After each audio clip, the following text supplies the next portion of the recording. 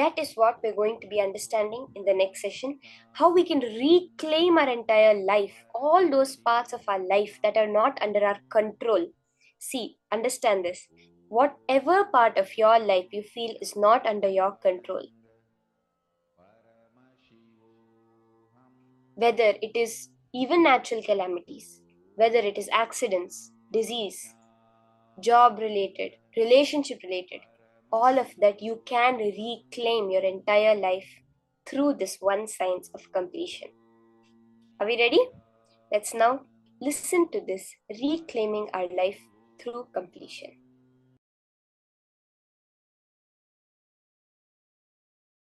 Just few line. Listen to this few line carefully. 1. Try to remember the earliest, as far as your memory goes, the earliest first time you felt powerless, either by fear or guilt or weakness. First time when you felt powerless. It can be as simple as your mother made you sit on the dining table, or you were playing in the rain and your mother slapped you and dragged you inside the room, or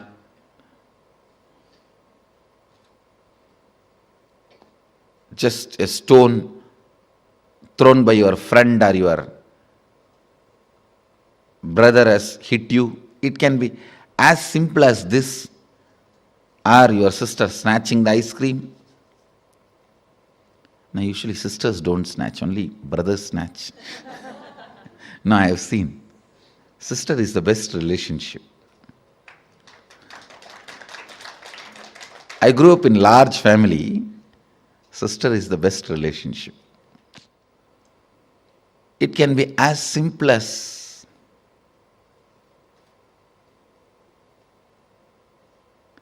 your mom gave one sweet extra to your younger brother. Your dad gave one cloth or jewel extra to your younger sister. It can be anything. First time when you felt powerless,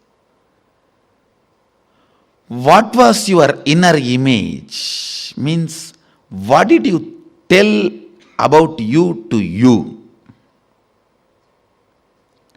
What was your outer image?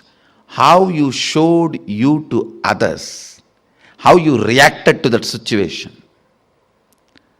And what was your life image? Means, how did you judge others or life at that moment? Listen, what was your inner image? What was your outer image? What was your life image at that moment? It is almost like a surgery. You have to now cut yourself and see. It's a surgery, literally, because now you will remember an incident which happened at the age of 8. When you try to find out, open that incident, suddenly you will remember something which happened at 6. When you cut and start remembering that incident, suddenly it will open up something which happened at the age of 3.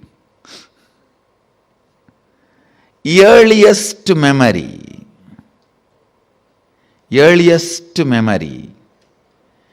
First time, as far as you can remember,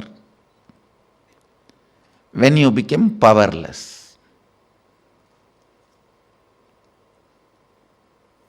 Actually, you will be surprised, because I'm going to blow prana into you. Means awaken your pranic energy. You will remember the memories you never thought, you never imagined. You will be able to remember. Actually, only now you will see directly what I can do to your mind. You will suddenly remember the deepest layers of your memory. You may even remember what happened during your birth, and even those scenes you may start seeing. Actually, I am going to blow prana into your navel center. You will be there only, I will be here only. I will be awakening you. See, the navel center, that means your umbilical cord connection with your mother, that is the zone stores earliest memories. And if that awakens, means Kundalini enters into that navel zone, suddenly you will see from your birth, when they cut that umbilical cord, from that you will start remembering the memories. There are 3-4 rules. Always root pattern will be formed before the age of 7. So the first incident you find will be before the age of 7. If it is after 7, you will have to dig out and you will find it. Always the incident will be before the age of 7. That's one. Second, all major sufferings, whether it is physical or mental, you go through in the life will be connected to that root pattern. It is the root pattern responsible for serious physical or mental sufferings you go through. It starts only from there. And blessed are those who complete with their root pattern when they are young or before it manifests as any serious disorder.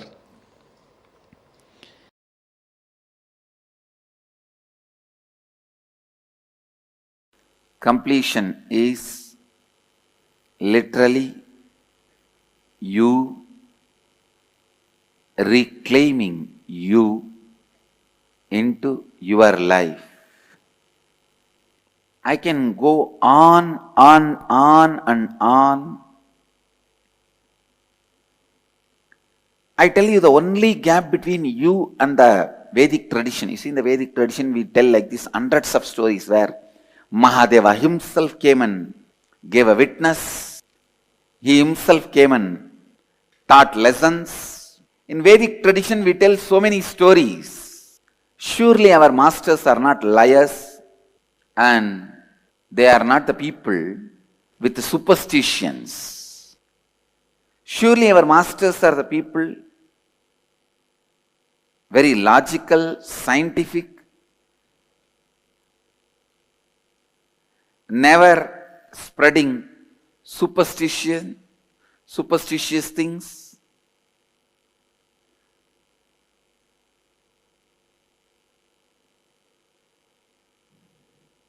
But in the modern day, all these things are thought to be superstitiousness. Why there is so much gap? See, in the Vedic tradition,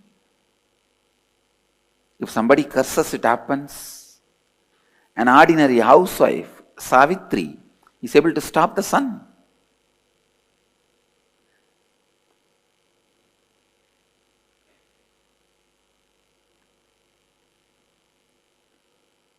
Why the gap? What is the gap between the life during the Vedic times and now? Why all that which happened at that time is not happening now?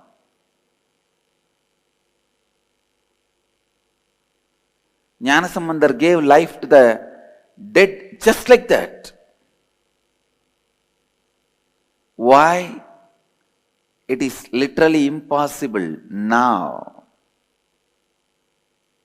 I tell you, the only gap, why it was happening at that time, why it is not happening now, the answer is incompletions. It is incompletions.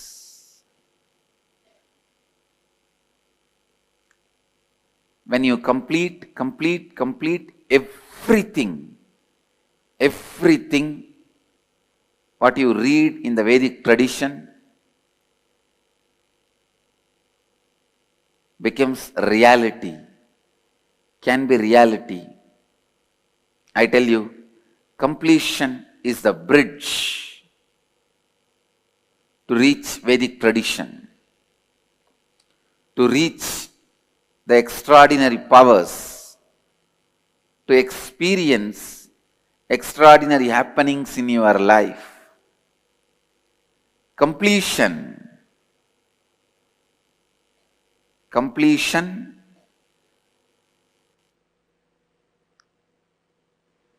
is life. In every level, I can give you the whole list. The only difference between you and Ramanuja, I'm talking about mathematician Srinivasa Ramanujam. The only difference between you and him is level of completion. The only difference between you and Adi Shankara, level of completion. The only difference between you and Dhrinyana Sambandar, level of completion.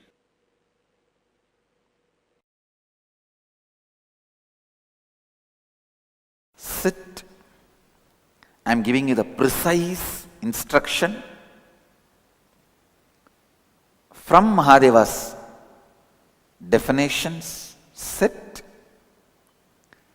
and decide that you are going to complete with some of these past incompletion, and let your attention be on the whole incompletion being relived with the clear understanding of unclutching. Disidentify why that happened, because it has happened. With that understanding, why that happened, because that happened. Why you reacted the way you reacted, because you reacted the way you reacted. Why the action, because the action. Why the reaction, because the reaction. Any past incident has no valid, adequate reason to the present conscious cognition. Any past reason cannot be adequate for the present cognition. Any past incident has no reason or cause for why it happened the way it happened. It just happened the way it happened, and it did not happen the way it did not happen. That's all. With this clarity, relive, you will see the form you are able to remember in which the incompletion happened will melt down, will lose its power over you. That is the definition that completion has happened. The incompletions have melted down. Go on, go on, go on.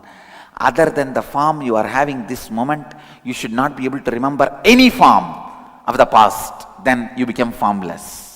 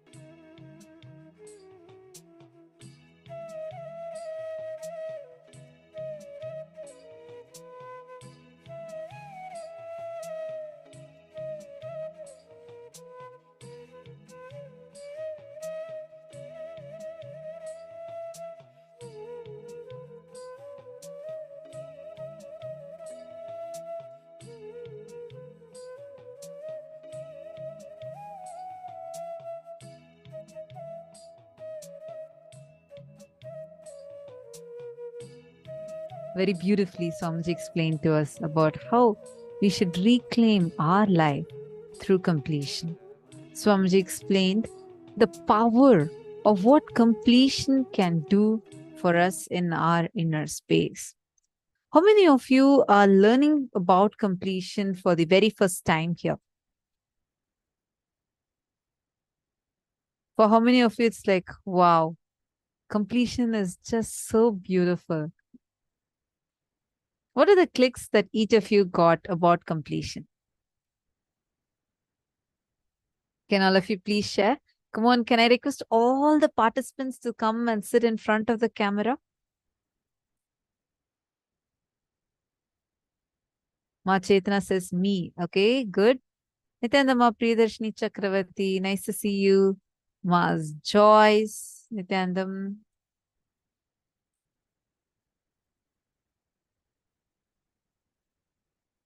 Ma Margarita, what was your click? What did you understand?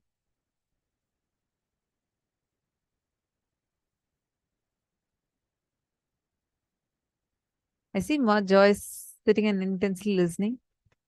Understanding. Ma Nisha, where are you from? Nisha.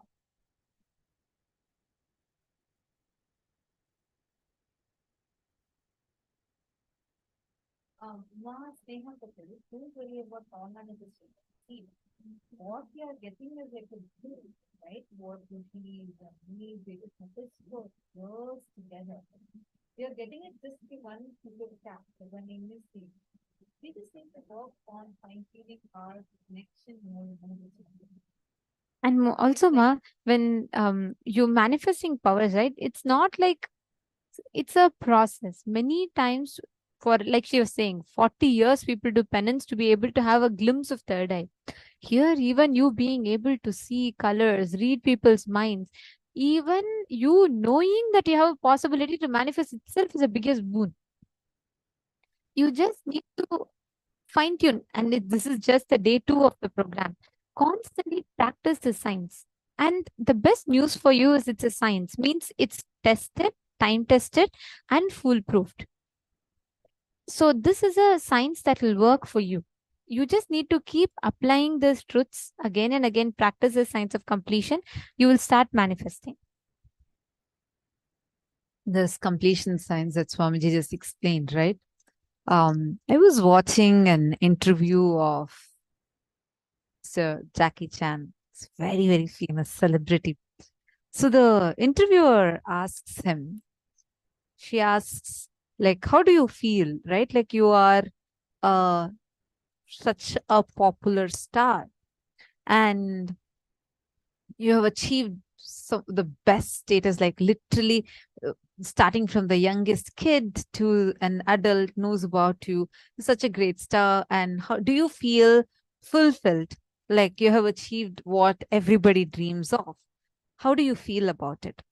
And he answers in that interview, he says, no, I still don't feel happy because my past, how I have been in the past is sitting on me like a load. I'm of course grateful for what I am having now, but how I was in the past, it stings inside me. I was really amazed when I heard that because I understood what Swamiji is giving to us, the biggest blessing called completion, where he empowers you to reclaim your life through completion. This is billions of dollars worth. I was thinking, if at all it's possible, I would like to take this science and go and give it to him. What Swamiji is giving to us is something like truly, truly like what are having from the past can just out of you. I want to explain this a little more. When we say completion, and when Swamiji explained about the root pattern, how it gets formed at the age of 7, within the age of 7.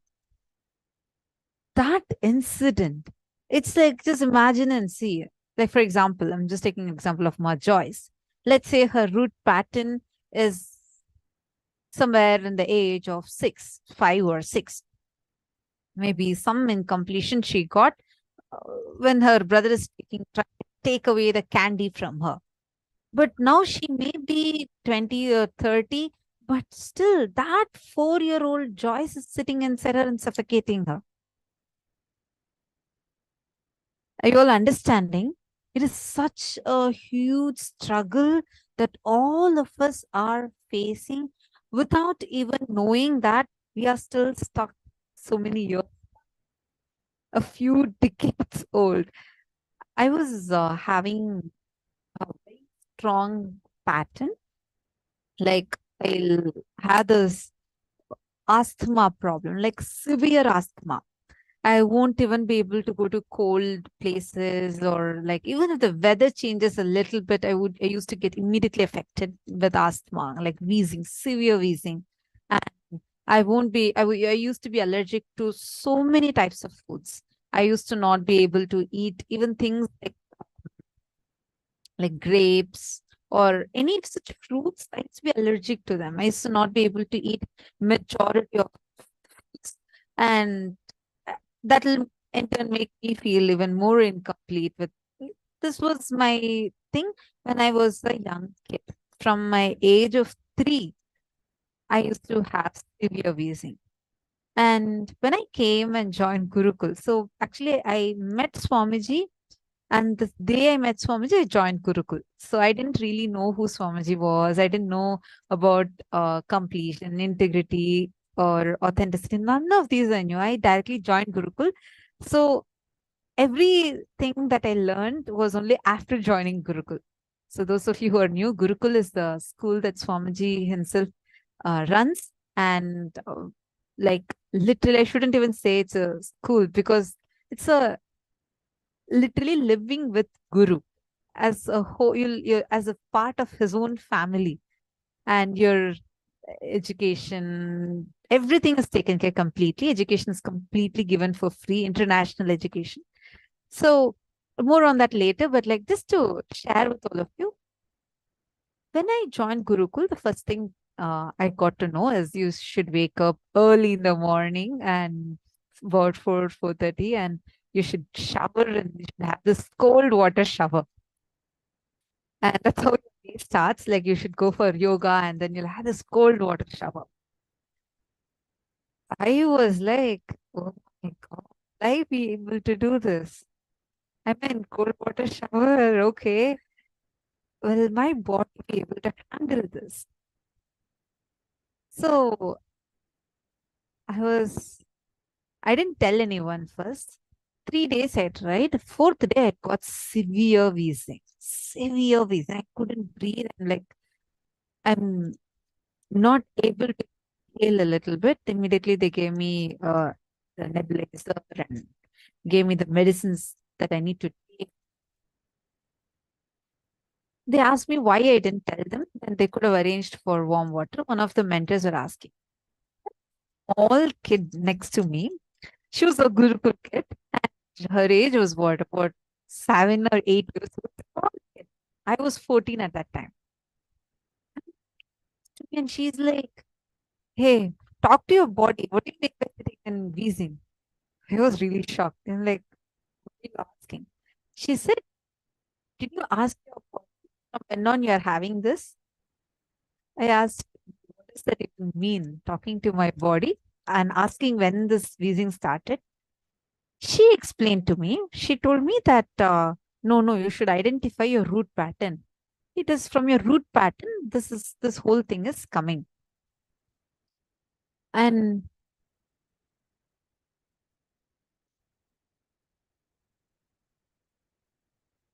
sorry, is this better, Nithyanandam? I'm seeing that my voice is breaking. I see some comments. I hope now it's better. Okay, thank you so much, Masneha. So this kid, small 7-year-old kid, comes and asks me like this. Then I went and like that day I took the nebulizer, but then after that I went to my mentor. I asked her, Ma, what is this? This kid is coming and telling me like this. That time she explained to me, she guided me with this science of completion. First time I understood that the very first time I was only a 3.5-year-old kid, and in front of me, there was a family fight happening, and that whole scene affected me so much. So any time I had a feeling of being unloved, I started getting triggered into this wheezing. The moment I understood that and completed with that, and then she explained how, based on that, then I'm building all other conditioning, saying that this cold water is going to affect me, the weather is going to affect me, these fruits are going to affect me. These are all conditionings. But the fundamental root was that incompletion I got when I was just a 3.5-year-old kid. After that, I completed. Never again, because of cold water or because of these external situations, never this wheezing came back. Always it'll be some thought current. If it triggers, then I will know how to complete and get back. It was never because of the cold weather.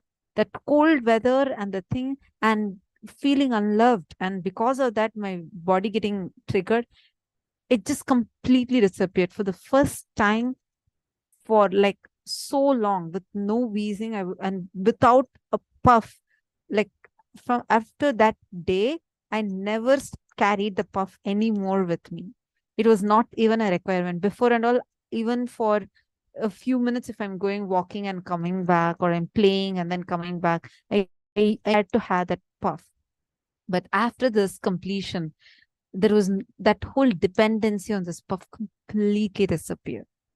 Understand the science of completion. It's so powerful, whether it's in your health or in the aspect of your relationships, even the way how you relate with yourself. This will completely transform that. How many of you are understanding this? See, now we are all going to be doing this completion process, and we are all going to do this step by step. We'll explain it to you.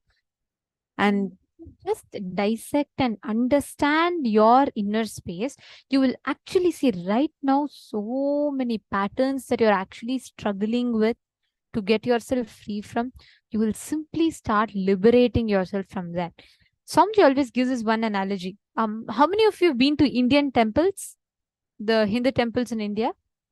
And how many of you have seen the elephants being tied in the Indian temples? If you see the Indian temple, elephants will be blessing you when you go there.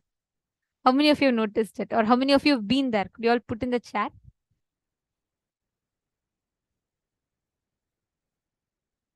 Okay, yes. Okay, Ma Sneha Patel is saying she's been there.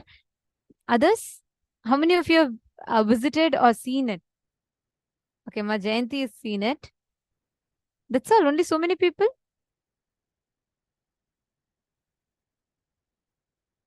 Okay, my Yoga Jnana Rupini is also been there. That's wonderful. If you have attended IAS, you would have definitely been there. Ma Karichav, how about you? Have you seen these huge elephants standing? Ma Nisha has also seen. Ma Chetana has also seen. Okay, you know one interesting thing about them? These huge elephants that stand there in the temples to bless, if you observe, if you have ever closely observed, you will see in almost 100% of the temples, all the temples, these elephants will be tied with a thin rope, like a very weak rope that we normally use to tie.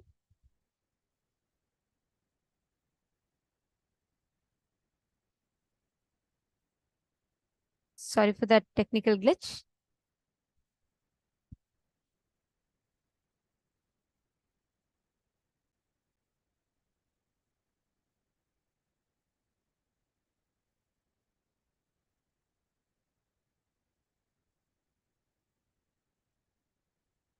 Sorry for the technical glitch. I think you all lost your video for a brief moment. So anyways, coming back to this, if you see these elephants, right, they'll be tied with like a thin rope that will be holding them back in place. If you actually like think about it, these elephants, with just literally one shake of their leg, just like one forceful kick, They can break not just the rope, even the pole that they're tied to with the rope, and they can just free themselves. But even a huge elephant, which is tons in weight, will be afraid to break itself free from this rope. You know why? It's uh, a very unique technique these mahouts use. Basically, when the elephant is small, when they bring the elephant from the forest, the small elephant, when it's very small, is tied with this rope, so tight. So when it is small, it naturally tries to break itself free from the rope, and it tries, and it struggles. It cannot break itself free. So because when it is small, it cannot break itself free, it always thinks it is impossible for it to break itself free from the rope. So what happens? The mahout train the elephants to think that the rope is unbreakable. They don't use even metal chains to tie the elephant. They just use normal ropes. So even when the elephant grows big, even when it is like some 50 tons heavy, it's huge. Like with just one shake of its leg, it can break the rope. It will never even try to break the rope, because according to the elephant, it is impossible for itself to liberate itself from the rope. All our incompletions are like that. When we are small, we fall into some incompletion. Again, we try from that incompletion and fall back into incompletion, because we don't know the signs of incompletion. We're all like that young elephants. When they try to free themselves from the rope and they cannot, they decide forever they can never liberate from themselves from that rope. So after they grow up, the mahouts don't even need to get them a tighter rope. Even if they have like a complete possibility to break free, they will not break free. That is exactly how our mind, how the life, the Maya continuously trains us. It constantly keeps you in that incompletion. Whenever you try to go become a little normal, again it beats you back into that incompletion. So what happens? By the time you grow up, you decide, oh, that's all is life. This is all I am. That's why every time when you start out, you start your life with completely thinking that, oh, yes, everything is fine. And, I can become a superhero. I can manifest powers. I can do this. I can do that. We come with so many such possibilities in our inner space. But only when you grow up, this Maya starts acting so strong on you. It hits you back each time that even if you want to, you will never be able to come to the space of completion. Are you all understanding? So this process, you that shackles of incompletion that binds you, which is very weak in itself. But because from young age, it has been continuously training you to be within its clutches, it will feel for you almost impossible to break free from that. See, Ma Chetana is asking a question. She's asking, how do we remember these things from the past? When we go back to that incident and relive and complete, how do we know that we did the completion? I do get those thoughts. I remember those incidents many times, and it's like I have relived, still trying to understand how completion works when it is still painful when we relive or go over that. Okay, so here comes a very important question, because reliving is not the same as remembering. When you remember, you're remembering as Chetana, Ma Chetana now in a present moment and referring to the past incident. It's like, and then you remember that. See, that's what it's called as remember. So every time you remember, it becomes a part of you again and again. You're remembering it again as a part of you. That's why that pain is continuing to be there, and the pain continues to be extending into your life. So, like, for example, when you are remembering some incident, it is like with the updated intelligence, you know what you did was something wrong, or you feel guilty, or you feel so angry, whatever you feel. But that past creates a reaction and upsets you now in the current situation. Completion, reliving and relieving is a different thing. In completion, you go back to that small Chetana. Ma Chetana from, see, now I'll give you an example. Now, for example, you are remembering a situation that you failed in your project, and that's creating a lot of deep pain in you, the pain of failure. You feel like withdrawing, and you feel all these reactions are happening in you. Now, you want to complete this pattern. You don't want this pattern. You don't want this incompletion. So now you're trying to find the root of this. You're like, okay, what am I exactly feeling? You write this down.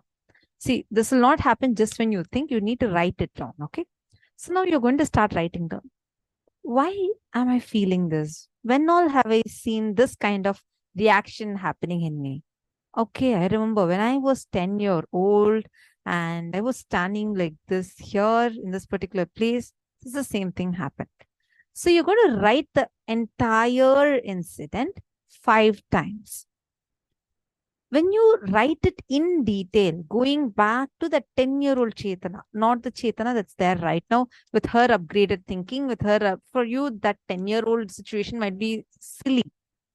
You are not going to be sitting and feeling bad at that time. You'll only feel like, no, I should have corrected myself.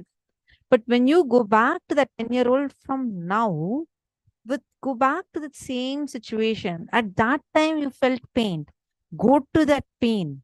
See, right now, the reactions you're having is all like there's already a pus wound existing. When someone touches that pus wound, so you're trying to cover that pus wound. All these years, what you've been doing is a pus wound is there, but you're trying to cover it. And then when someone else just touches the band-aid, you still feel pain. And you call that pain as the pain, but it's not the pain because the pain is coming because of the wound which is there inside. It's not because of the person outside. Even many times, even in relationships, you feel like many people have this feeling unloved as a pattern. You would be thinking that the person in front of you is making you feel unloved. But actually, it's not the person outside itself that's making you feel unloved. When you trace back, you'll understand this is the same reaction you have been having throughout. Today, it was your spouse, but 20, 30 years before, it was probably your mother. If you go back to that situation, let's say you're playing in the rain and she saw you playing and she just slapped you and dragged you inside the house and said, stop playing in the rain. I told you so many times, you're grounded. You can't go out of this house for next 1 week. And then you're sitting and crying. That time you are only 4-year-old or 5-year-old kid. For you at that time, you feel like your mother is a demon. She's hitting you and she does not like you. She does not love you. All these statements would have gone in you when you were that 4-year-old kid. Now you'll feel like, no, my mother did it out of her love. She did it completely just to protect me from that rain. Otherwise, look, I would have gotten fever. Right. But that knowledge you're having now, that's your upgraded thinking.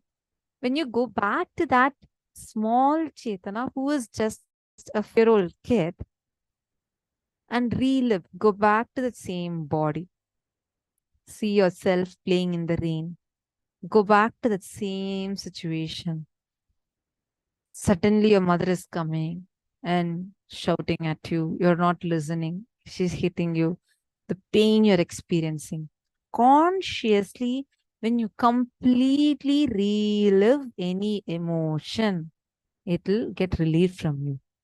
Understand that is why it's called as incompletion.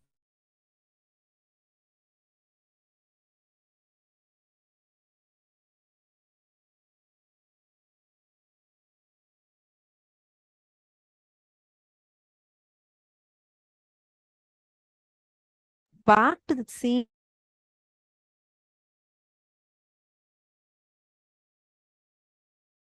understanding the difference, Ma Chetana? Remembering is from this moment. You will Nithyanandam, are you all able to hear me? Okay. So remembering is just remembering as you're just remembering it. But reliving is you're going back to that situation and you're reliving from that situation. That will completely relieve you because you're giving the emotion as long as whenever you suffer with something, that means that incompletion, that emotion, you've not relived it fully. when you relive it fully, that pain and suffering will suddenly leave you. Then no more it will have any impact on you. Are you clear, Ma?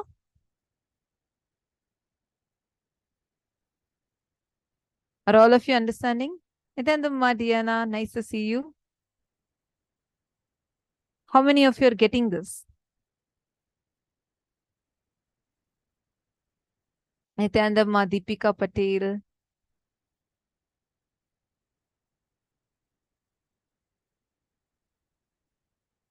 See many of you here. I request you all to share with us if you're understanding the whole process of completion clearly. And if you have any other doubts, you can ask. How many incompletions are there?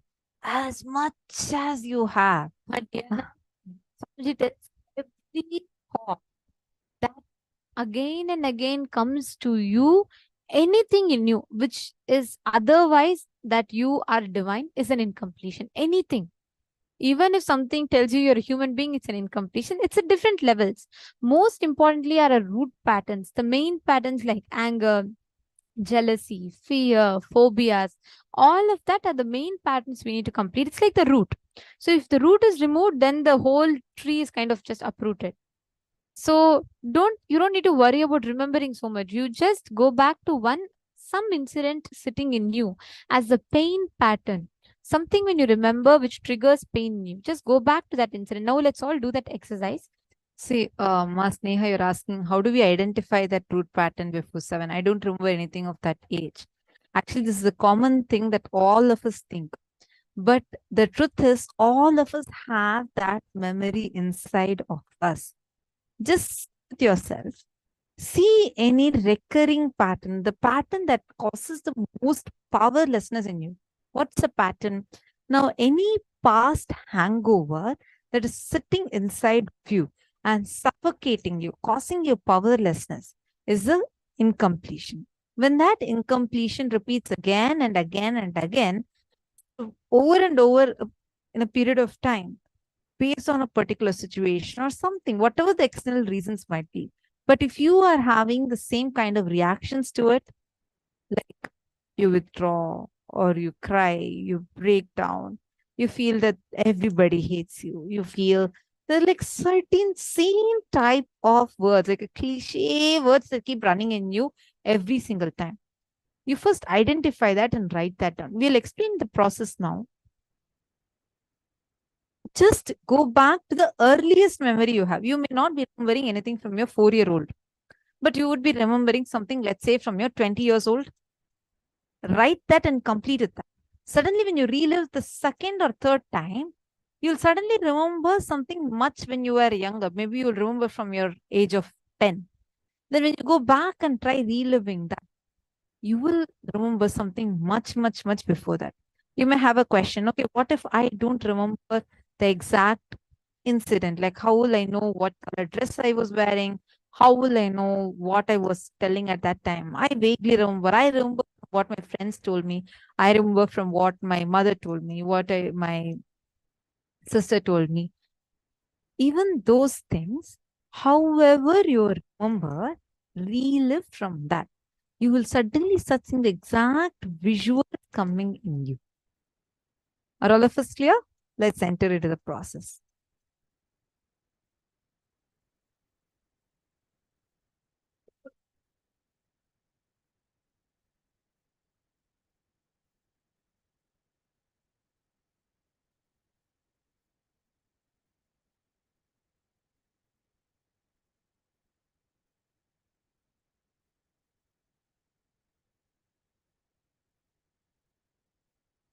Identify the earliest incident which made you powerless. It could be anything. See, if you're not able to go back and remember your earliest incident that happened at the age of 7, that's fine. Even write the latest one, like something that happened 5 days ago, 10 days ago, or a few months ago, something that caused tremendous powerlessness in you.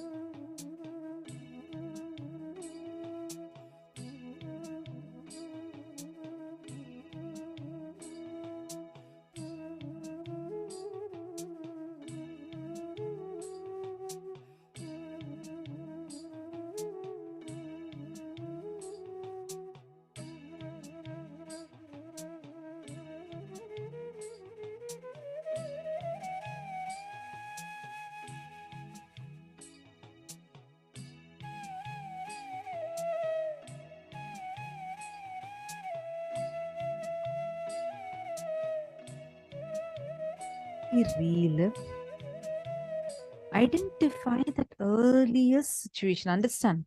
I see some of you very, very, very sincerely doing. Sit and write the whole thing clearly. If you have any questions, feel free to ask. Just go back. You should go back to that exact same situation, same incident. Just relive the exact same incident by going back to situation. First, with the root incident that you've identified, start doing the self-completion using a mirror. Go through all the situations and incidents from your earliest memory till now. Look at all the incidents that you have cognized. In each of these situations, identify the dominant pattern that repeats again and again and again in many of these situations.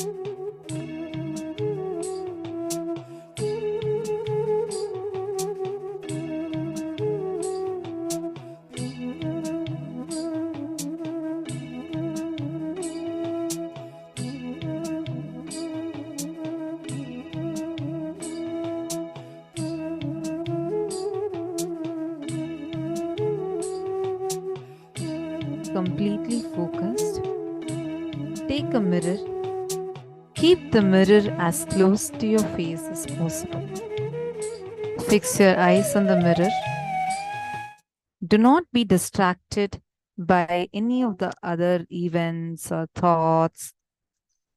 See, you're going to do a very unique process right now. You're going to be doing the process of self-completion.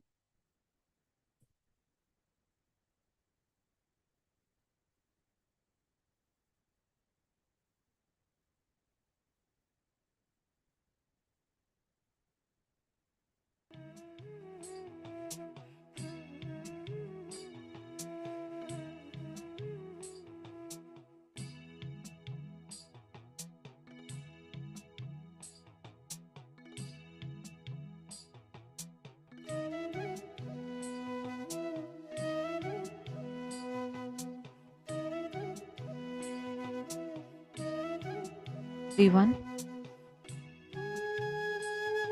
to please take a mirror, keep the mirror in front of you. Listen, this is a very powerful process that we are going to be entering into.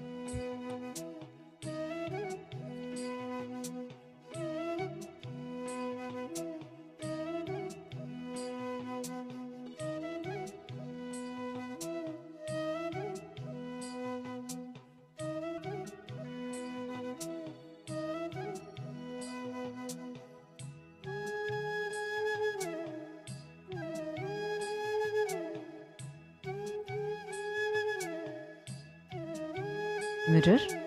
Keep the mirror in front of you. Small mirror is enough. You're just going to see, if you're able to see your face, that's enough, because you're just going to fix your eyes onto that.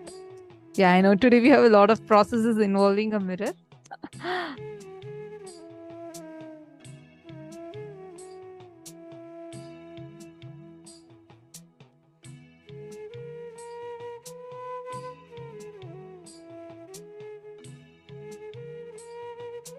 Please take the mirror.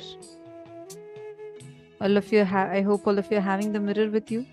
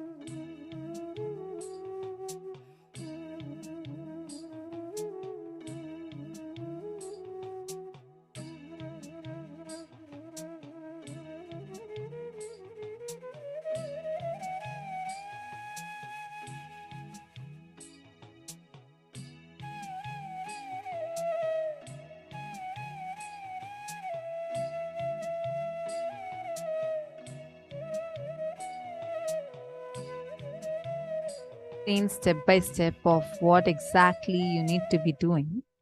See, right now you're first going to be taking a mirror, and in the mirror you're going to fix all your 3 eyes onto your reflection. Now start watching it like how you would watch a movie.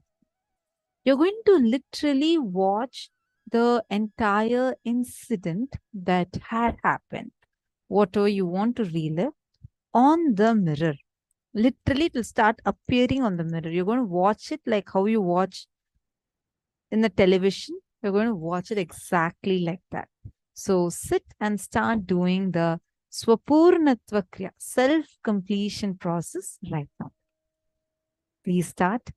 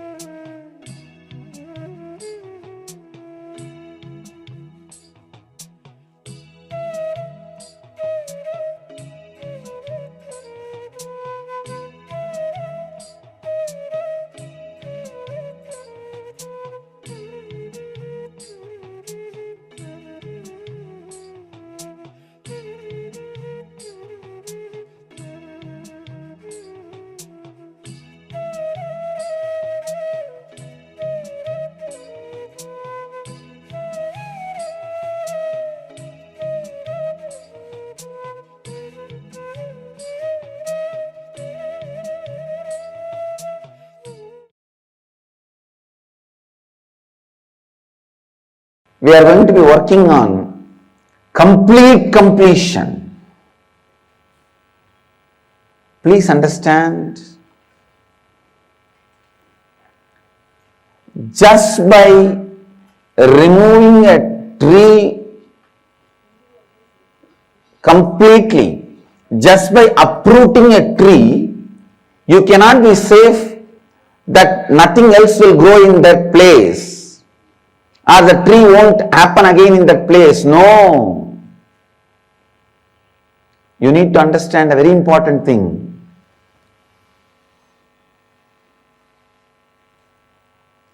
If you just see outside the ground where Nithyananda Sabha is going to be built, there are hundreds of neem trees. We uprooted all of them and cleaned the land. But go and see, at least 50 neem trees are again back. Even if you uproot the tree, the essence of the tree stays in the ground. So when the water comes and the sun comes, the tree starts happening again. There are some trees you don't need a full seed for the tree to happen. Just the essence of the tree is there in the mud, that's enough, it will grow. There is a herb, Ammambacharisi. Just the essence of that herb is enough, it will grow. Same way, just removing your root pattern is not going to completely liberate you. How to stop the tree not happening again? How to make sure the tree will not happen again? How to make sure that tree is not going to sprout again? Burning, boiling the very root, it's a very land where the root can sprout. Same way, burning your consciousness, purifying it to the root from where even the root patterns can grow. That is what I call complete completion. Manonmaniya Vidya. In Sanskrit we call it Mana Unmana. Awakening inner space. Awakening the inner space. Mana Unmana. Please listen. Awakening the inner space. With this process of complete completion, we make sure even if there is a smell or the essence of the root patterns exists in the ground, on the soil, it doesn't sprout again. It doesn't grow again. Manonmani. Please understand. Mana, Unmana. Unmana means awakening. Mana means inner space. The complete completion awakens your inner space completely and does not allow any leftover unattended roots of the root patterns. For a neem tree to happen again, 1 inch old root is enough. Please understand. Just an inch length old root is left without removed. The tree will happen again. You don't need a seed. For a banyan tree to happen again, just 3-inch root, if it is left without being removed from the land, that is enough. It will happen again. You don't need a seed. For your root patterns to grow again, you don't need to leave 3 inch or 1 inch. Just if you go back and see the same people, that is enough. If you see the same people who are responsible for your root pattern, that is enough.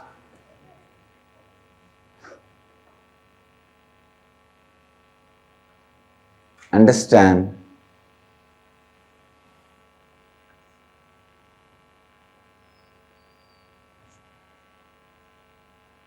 The complete completion is like ensuring the safety, ensuring the spiritual protection. All incompletion is nothing but the fact not being given enough inner space and cognition and respect by you. And the perception itself is given the first priority and respect. If the perception is recorded as a reality in you, which is going to be constantly changing, will give you a deep insecurity and instability in your life. But instead, if the fact is given the place of reality and the perception is given the place of perception, the recognition,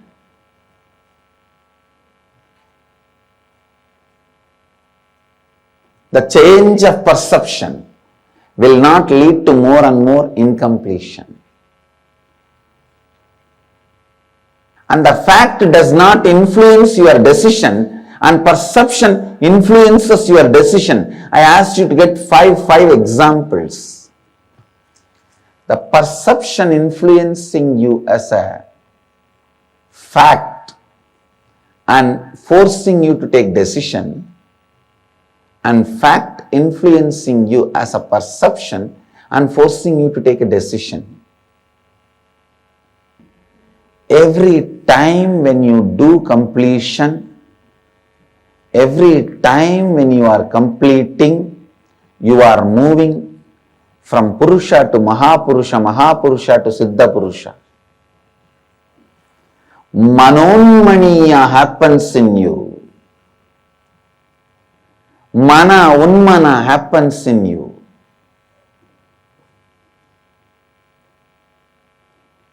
Bring completion every time. Every moment of your life, feel complete. Be in the space of completion, powerfulness, joy, bringing the space of completion, bringing the space of completion in every thought, every word, every action, every feeling, and every moment of living is enlightenment.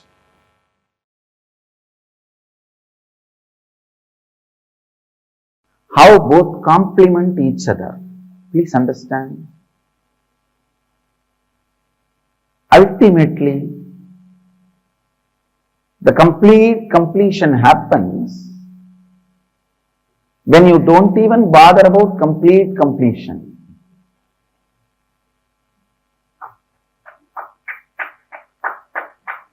Even the desire or the effort for the complete completion is surrendered. Even when that effort is surrendered at the feet of the divine, the complete completion happens. The signs of surrender. Please listen. Listen sincerely and intensely. The more and more and more completion you do, the more and more and more the surrender starts happening. I need to define surrender. Surrender is no way starts with powerlessness or gives you the powerlessness experience or ends in powerlessness. Surrender starts with powerfulness, leads you from power to more powerfulness, ends in ultimate powerfulness.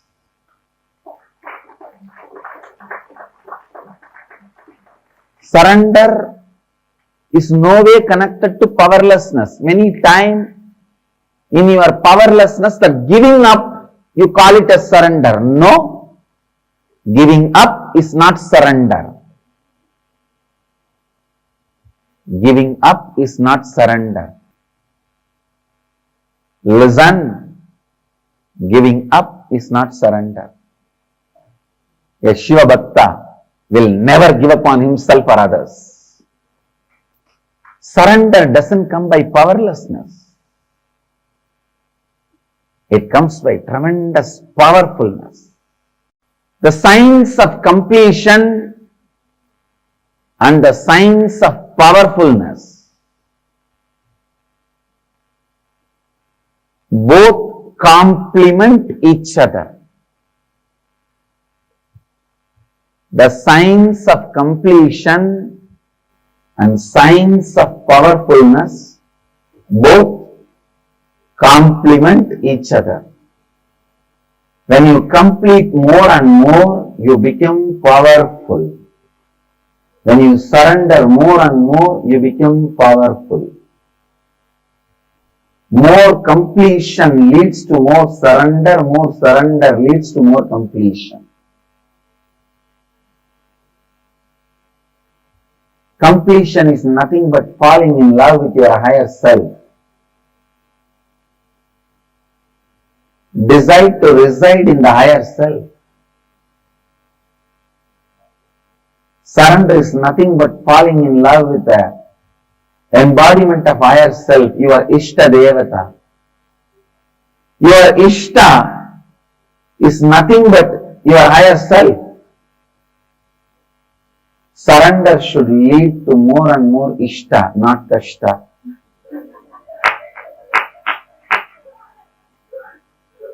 Naturally, surrender leads you to more and more powerfulness, not powerlessness. It leads to more and more powerfulness, more and more joy, more and more strength. Understand? When you carry the space of surrender, everything in the life listens to you. Even a plant drops all its thorns just by your request. How do you think just our Gurukul kids are able to talk to plants and the plants are listening to them?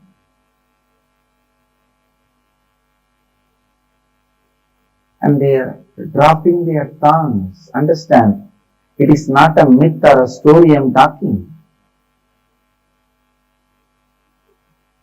We can show you in front of your eyes. The surrender makes you deeply powerful. The space of completion makes you deeply powerful. Surrender is misinterpreted, given wrong meaning in the Western thought trends. There the word is used more like in the war, when you lose, you drop all the weapons and surrender. Here I am not using in that meaning. The word surrender has totally different meaning in the Bhakti literatures. So maybe I may not even want to use the word surrender in English. I use the word Sharanagati. Powerfulness radiated by the devotees. Andal was not weak. Akkammadevi was not weak. Meera was not weak. Kanakadasa, Purandaradasa, Vittaladasa, all the great Dasa Sampradaya devotees are not weak. They were never weak. Understand? Kanaka Purandara Vittaladasas, Meera, Akkamma, Andal, all of them are not weak. They all lived in the space of powerfulness. Even completion you can intellectually grasp, even if you don't practice, just watch the satsang, you will intellectually grasp what is the completion, what is the power of completion, I am sure.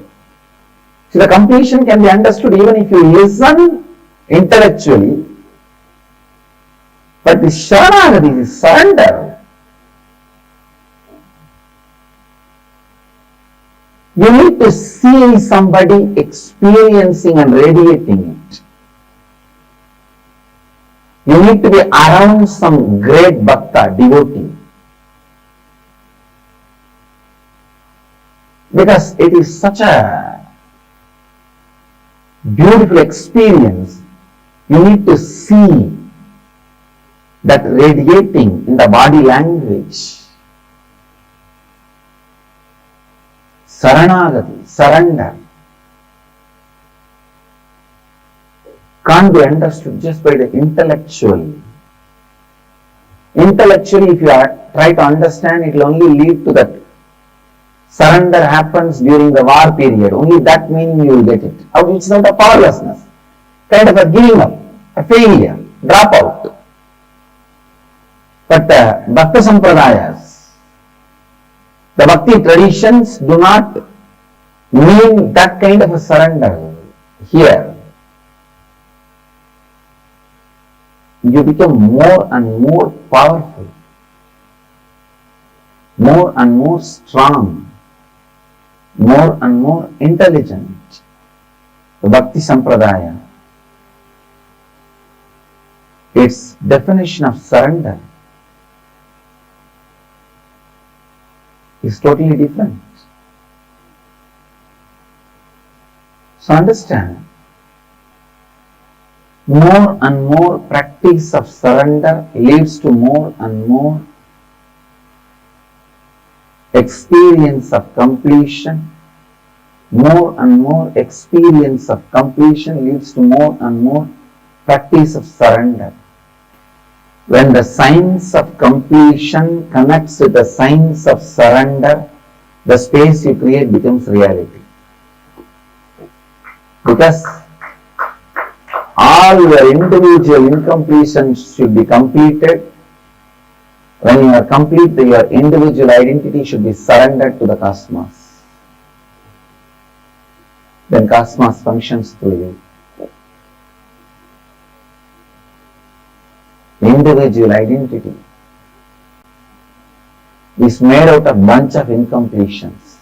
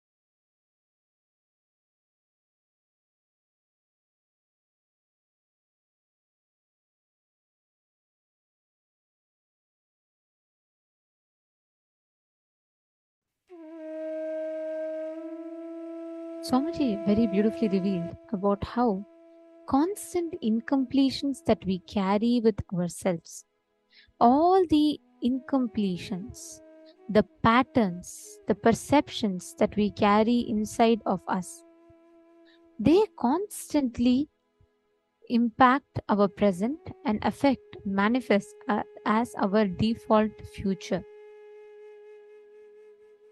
All the incompletions that we carry, every incompletion that we carry is nothing but the fact not being given enough inner space and cognition and respect by you.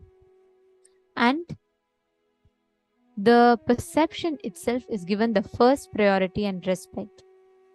If the perception is recorded as a reality in you, which is going to be constantly changing, it will give you a deep insecurity and instability in your life.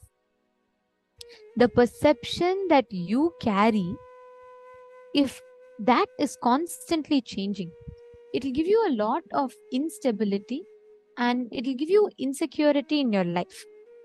But instead, if the fact is given the place of reality and perception is given the place of perception, the recognition, the change of perception will not lead to more and more incompletions. Very simple fact. Okay, see, for example, let's say when you are small, you fail in an exam. You go to your father to tell that, you've gotten, let me not say even fail, let me say poor marks, okay, not as good. Instead of an A, you got a B. And you go to your father and he gets angry and he just slaps you. If that is one situation, I'm just giving a hypothetical example. Now, how would you take it? What do you do typically? If it is a normal us, we take the perception that, okay, my father hates me. He's slapped me. He doesn't love me. And you declare that as reality. But the fact is what? You got bad marks in exam, you went to your father, he slapped you. We're not in the debate about whether slapping is right or wrong, but all we are saying is that the perception that you carry inside of you, declaring that as fact and making that fact as reality is where the biggest mistake is. Just look back into your life. See how your perception appears as fact and fact appears as perception. And that fact is not influencing your decision and perception is influencing your decision. Just 5 examples. For example, because you perceive that people, let's say you have a relationship in your life, your perception is that they hate you. Like for example, one of your cousins, she might have one of the friends would have come and told you that your cousin really is jealous of you and she tried gossiping about you. And that becomes your perception. But that perception becomes a fact even before you know. So based on that perception, you perceive every incident around you. Every interaction with your cousin you perceive based on that. Just look back in your life and list down 5 such situations in your life. I request everyone to sincerely do this.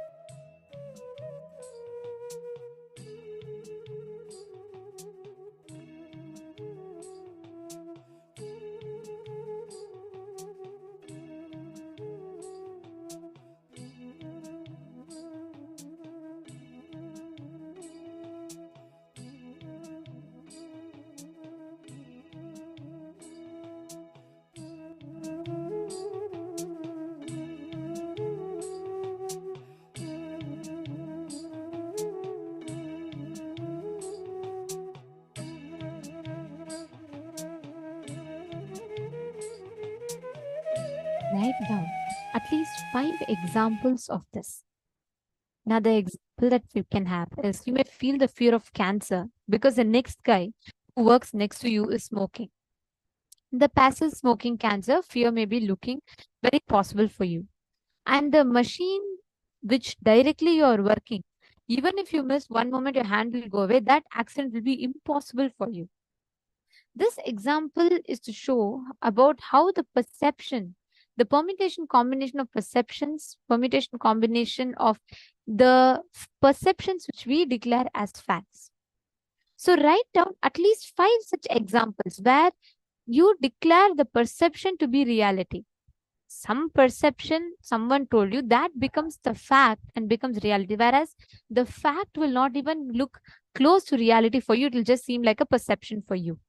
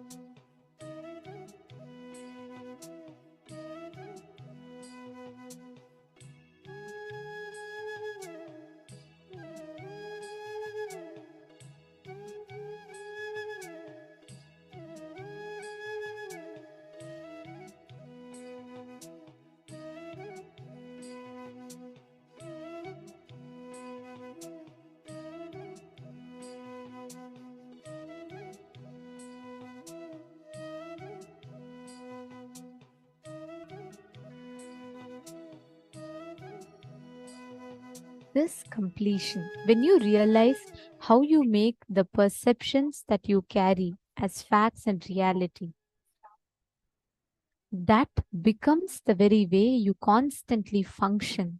And you start putting yourself into the delusion, how that becomes that perception becomes the reality for you.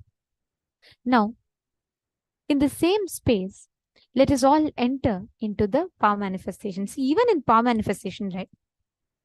If you just look back, you will see how you're constantly putting the perception as reality. For example, mom, Sneha Patil, right? You had told you don't know, you're not able to manifest it. That is a perception of yours where you're declaring that the power manifestation is not happening. You are manifesting that as reality. So you just need to attend to this one aspect, how you're making the perception in you as reality. Now, I request every one of you here to take a few minutes, okay? We're just going to do one round. Let us intensely do this. Decide to connect to one person and just see constantly inside of you how a perception of another incident is making you believe that is a reality, and you feel like, okay, I cannot manifest powers, this is not going to happen to me, this is not going to work for me. Just see how you let that become the reality for you. Consciously see and drop that. Again and again come back to the fact that when you chant Mahavakya, when you're unclutched, the manifestation will happen. You will simply see how it will start happening. I request all the participants to connect to a partner and please start. In this round, pick any one incident that you would like to scan. You can ask your partner to visualize. They can visualize a birthday party. They can visualize like some special event in their life. They just need to visualize and write that down and constantly remember that. And you can scan and identify what incident it is that they are thinking about. Let us all sincerely do it. Please take a few minutes.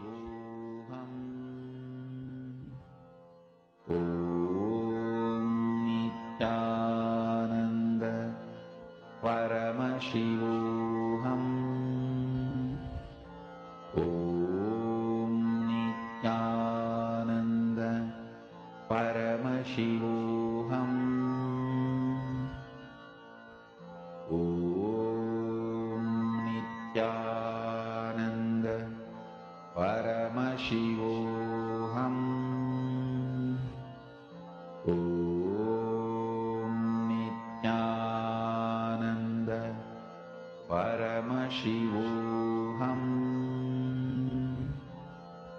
Om Nithyananda Paramashivoham. Om Nithyananda Paramashivoham. Om Nithyananda Paramashivoham. Om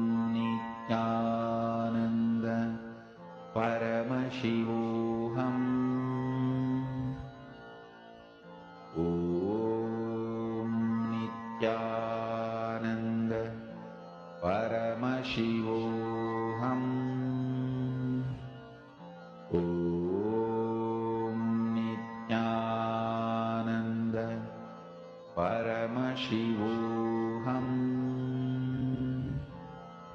Om Nithyananda Paramashivoham. Om Nithyananda Paramashivoham.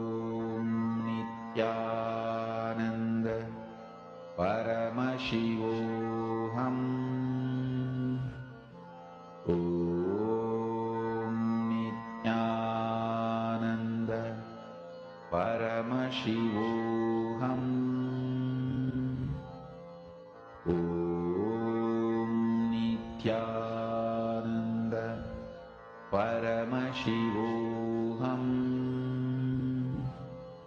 Om Nithyananda Paramashivoham. Om Nithyananda Paramashivoham. Om Nithyananda Paramashivoham.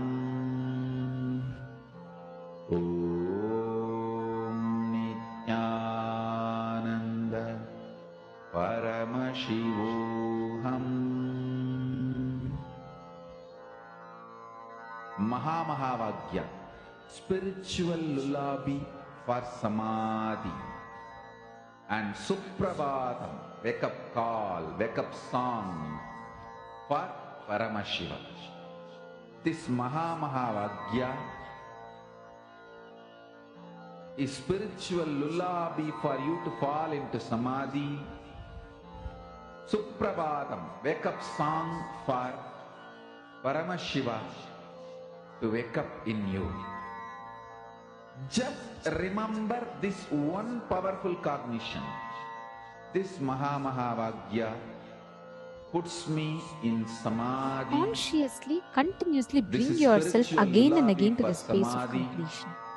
When you bring yourself to the space of completion again and again, you will see how your whole being will stop declaring all your perception as fact. Whenever that is happening, you will see how the whole thing will just continuously put yourself back into that same rut again and again and again. Declaring the perceptions as facts, facts as perceptions will cause a grand cosmic confusion into your head. This completely helps you in healing and getting beyond all of that. And actually, I request all the participants to get ready, because next what we are going to be entering into is a very, very important session. Because the next session is where we are going to be understanding about one of the most important aspects. For Paramashiva, for Paramashiva to manifest. With this one spiritual powerful cognition, chant this Mahavagya. Om Nithya. So far from morning till now, we've all worked on our individual completion, right? You all worked on the genesis of your identity, how you can experience completion, how you can have that shift. But now we are all going to venture into the next dimension. You are going to be learning about not your microcosm, not your pindanda, but the macrocosm, the Brahmanda, how the universe functions. And for that, the first thing you need to understand is, why do you need to learn about the cosmology? I'm so happy being in Australia. I have my family, I have this, I have that to take care, or I'm all settled here somewhere in the US and I'm all fine, life is good. No, there's something beyond. Because you are not your identity. You are not just Ma Chetana, you're not just Ma Mugdha Sharma, you're not just Ma Margarita, you're not just that person that you think you are. There's something beyond that. There's something beyond your 6-foot form. There's something beyond your identity as a good daughter, good mother, good wife, good businesswoman, good entrepreneur. Beyond all those identities, there's something in us which is supreme, the consciousness.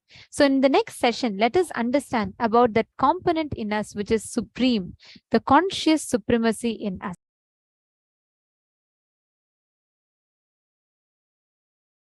Super conscious sovereignty. Listen. Super conscious sovereignty is the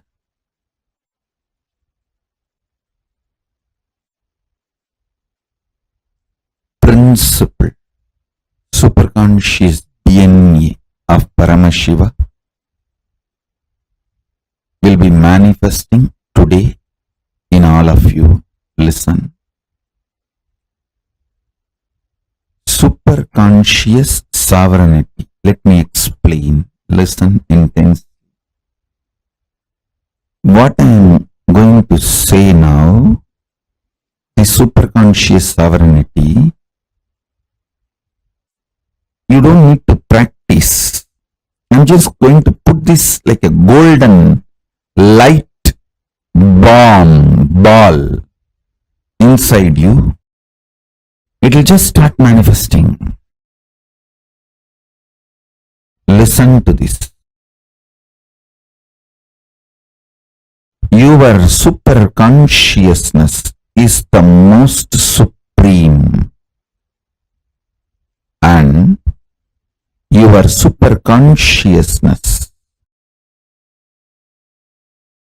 makes all the patterns, the self-doubt, hatred, denials, or anything restrictive in you, makes all of that irrelevant. Your superconscious sovereignty does not fight with your problems. It just makes your problems irrelevant.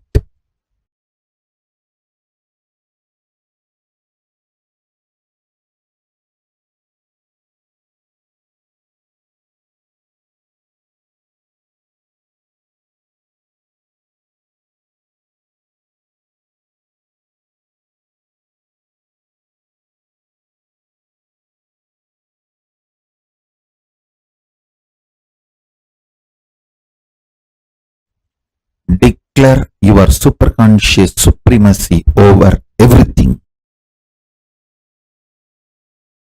Not just what you think as problem, even what you think as your plus points, your strengths. Declare your superconscious supremacy.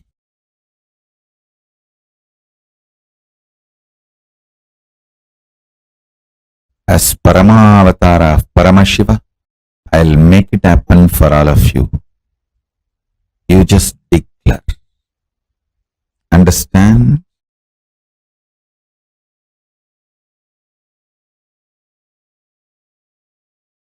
When you are declaring, because I am asking you to declare, you are just doing Paramashiva's will.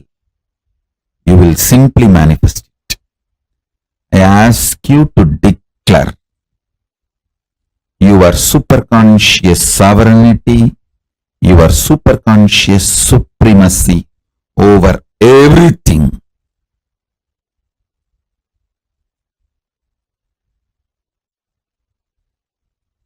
You will see your problems and solutions all become irrelevant.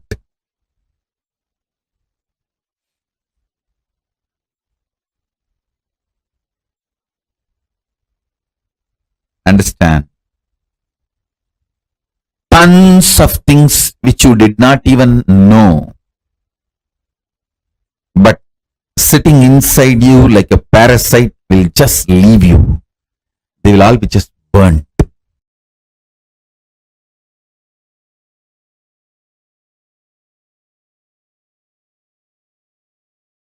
There is a beautiful verse in Vaishnava tradition. Pachaima malaibol meni, pabalavai kamalachengan, achuda amarar ere, ayardam kolunde ennum, ichuvai tavira yanboi, indira logamalum, achuvai perinum vendeen, arangama nagarulane. Devotee of Vishnu cries to Vishnu, the taste of me celebrating you, singing the glory. Pachaima malaibol meni pavalavai kamalachengan, achyuta amarar ere, ayardam gulakkolunde. The taste of singing, the feeling connection, oneness with you is the best Even if I am made as the head of the Indraloka, as the ruler of the Indraloka, I do not want that. I only want the feeling connection with you. I'll say that is the dhira of a bhakta, a devotee's dhira. Same way, all of you should have the dhira. Paramashivatva, Paramashiva Gadi, Paramashiva Pada is the only goal. Till then, you can enjoy whatever comes in the way, nothing wrong. Don't be stuck. You can sit in the couch, but don't put seat belt. You can enjoy, but don't get stuck. I have a beautiful Shastra Pramana to share with you all from Srimad Bhagavatam, 3rd Skanda, 6th Adhyaya, 45th Sloka. Tatapare cha atma samadhi yoga balena jitva prakritim palishtam tvameva dhiraha purusham visanti. The dhiras, by their sheer power of samadhi, always being in oneness with their true self, the pure consciousness, conquer the powerful prakriti, the whole manifest world, and also their own antakarana, the inner space, which are influenced by the three gunas, sattva, rajas, tamas, and ultimately indeed enter into you, O Lord. That's a beautiful sloka about the dhira, the qualities of dhira.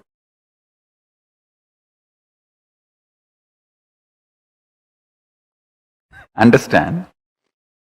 Your self-doubt, self-hatred, self-denial. Please listen. Your greed to achieve in the land which is not in your control strengthens your self-doubt, self-denial, self-hatred. Your self-doubt, self-denial, self-hatred, SDHD gets strengthened if you try to declare supremacy over something which is not there in your hand. You have only next few days in your hand. Declare your supremacy over that few days. You will win the game of life always. But you are trying to declare supremacy over few months, few years, which is not there in your hand, or which is not your territory, which is not your known boundary. Even you do not know how that few years is going to look in your life, which is beyond your boundary.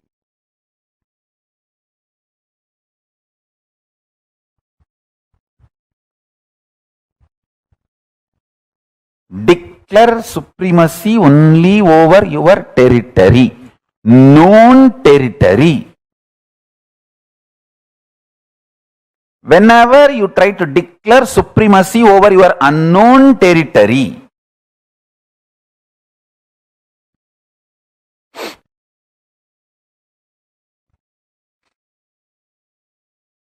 so understand,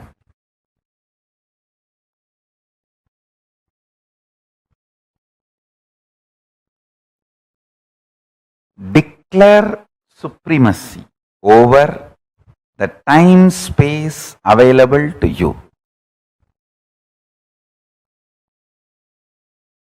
That is what I call Satya Sankalpa. Your whole life is not actually known to you or available to you as you falsely imagine. Listen, if you are in certain space, mood is the fragrance of the space. If you are in love, you will have the friendly mood. If you are in peace, you will have bliss mood. Moods are the fragrance, flavor of space. Your ability to retain your space is only the time available to you as your life. For example, if I can retain my peaceful, joyful space and radiate the mood of ecstasy, bliss for next 2 days, then only the 2 days is the time I have as my life. So, I can only plan for the next 2 days, only that will be successful and strengthening my confidence about me. And after 2 days, then plan for the next 2 days. That is the way you consciously start building you. Your Chidabhasa, source space of consciousness. The time-space continuum gets built consciously only with space-based sankalpas. You can handle yourself peacefully, joyfully only for next 2 days, as on now, but you try to make the sankalpa for your whole life, dumbo, loose.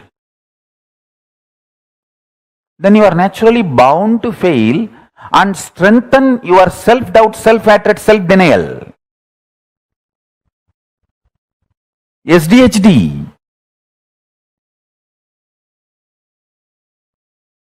So make sankalpa only.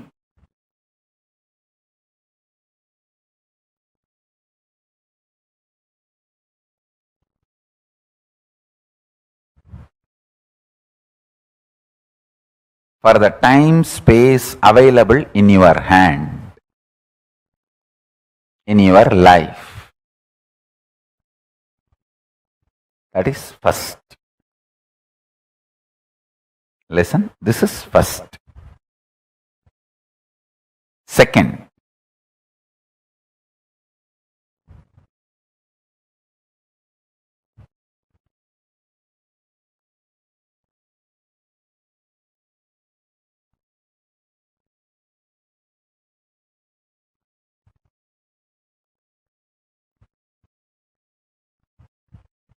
this may look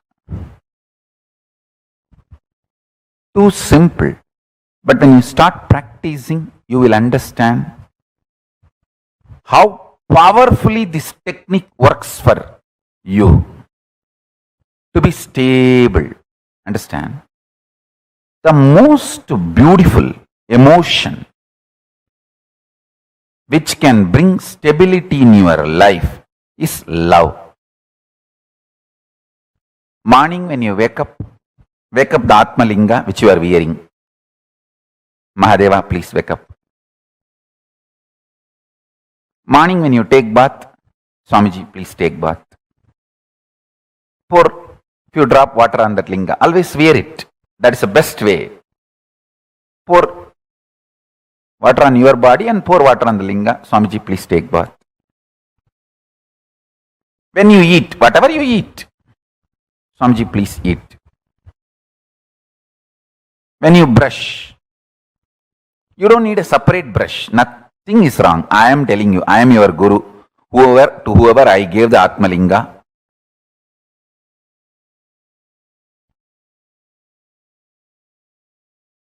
maybe you don't need to put the same brush on the Atmalinga, but take little Hariteki powder and put it on. Swamiji, please brush the teeth.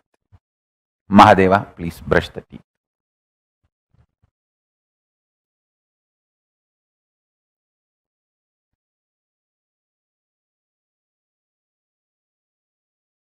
too simple. And when you are falling asleep, tell him, Mahadeva, please sleep.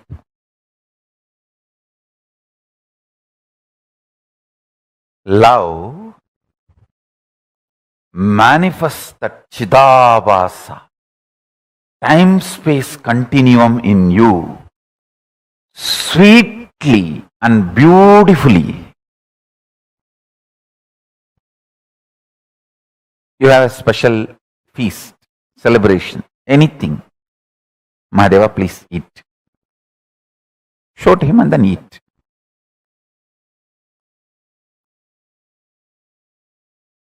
Start this. It is too simple. Time-space continuum. That Chidabhasa will explode in such high energy. When you spray perfume for you, just put little on him. Mahadeva, very good perfume. I got it yesterday. Lipstick, just put little, nothing wrong. Whatever I am enjoying, I have to give. This is what my gurus taught me. And I have enough Shastra Pramanas to prove what I am saying is right. Whatever you enjoy, offer it to him and enjoy. If you are lying on your couch, tell him, Mahadeva, just lie down. Rest, enjoy this sea beach. I tell you, he is neither outside you nor beyond your reach. He is the source of you. When you generate a love, sweet relationship, that makes your time-space continuum huge.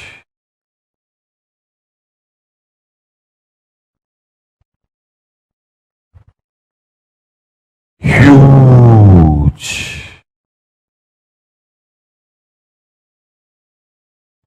Even if you don't feel like wearing your Atmalinga, even the Rudraksha is actually Rudraksha Linga. Many times, the Shastras allow, you can keep Rudraksha as the Rudraksha Linga and do Shiva Puja to that Rudraksha Linga itself. Agamas allow it. So you can keep your the Rudraksha, Kantamala itself as Atmalinga. If you don't have Atmalinga or don't want to wear the Atmalinga, you can treat Kantamala itself as Atmalinga and tell, hey, Mahadeva, please eat. Mahadeva, please take bath. Mahadeva, have shampoo. Mahadeva, have perfume. Understand this continuous love continuum will make your Chidabhasa powerful. Your Chidakasha will become strong. And the time-space continuum will expand. I tell you, this attitude,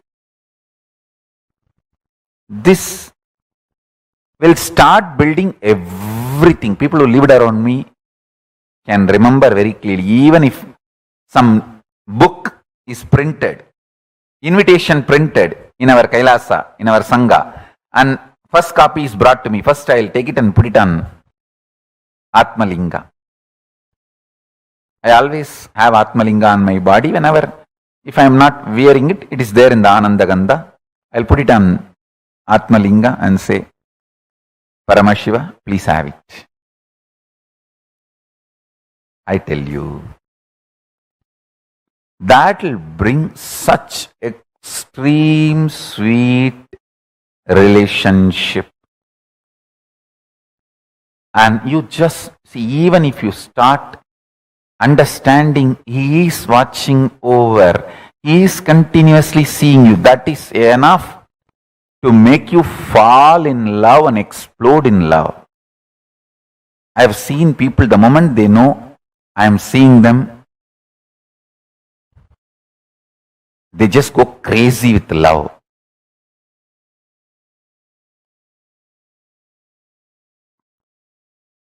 The moment you start understanding Mahadeva is watching you, you just explode in love. The Chidabhasa explodes.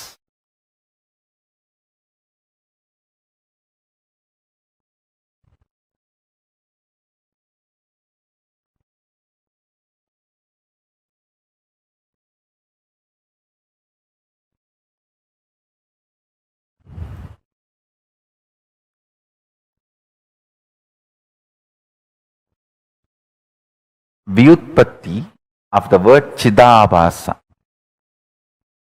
means the explanation of the word Chidabhasa, Chita Abhasaha Pradivimbaha, reflection, and the source of Chit, consciousness.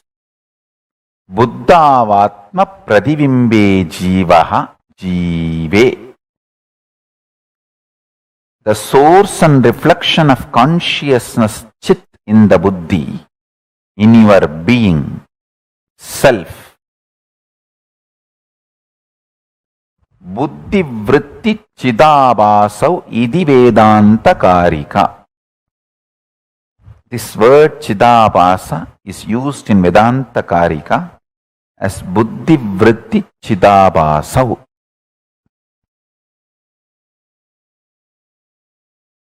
Listen. The source where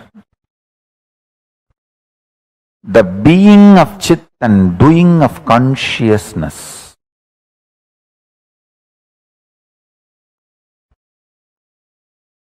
is felt, manifests, Chidabhasa. First few days only it will be like a monologue. You are talking to Paramashiva. Just after a few days you will see that he is responding in your inner space. You just know he accepted your food. You just know he is happy with the cold shower you gave. You just know he is happy with the perfume you gave. The love starts becoming complete circle. You give, he showers. You give, he showers. That whole ecstasy starts. I tell you. He always showers. He always showers. He always showers.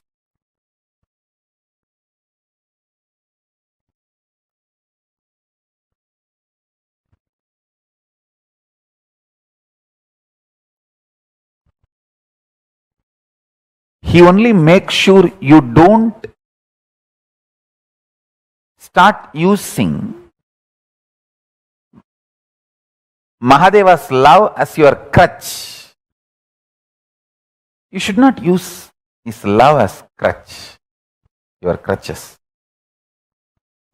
You should not become handicapped because he showers on you.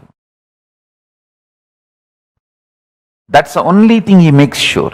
Because he wants to make you fly through his love. He doesn't want you to become sick and start using him as your crutches. No.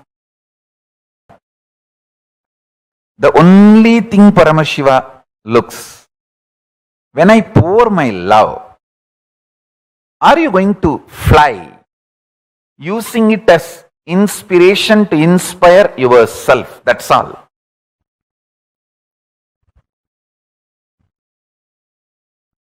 That's the only thing.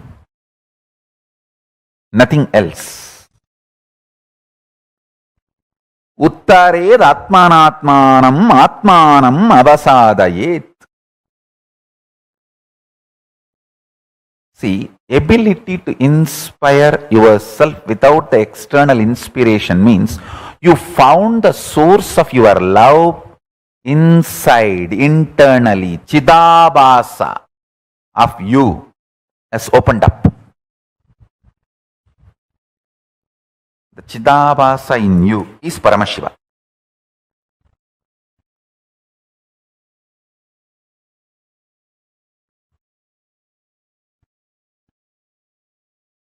That's all.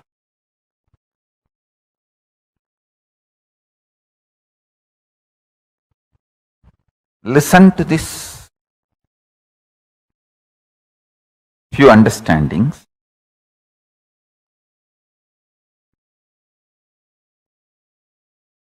If you open your Chidabhasa, you are winner anywhere you are.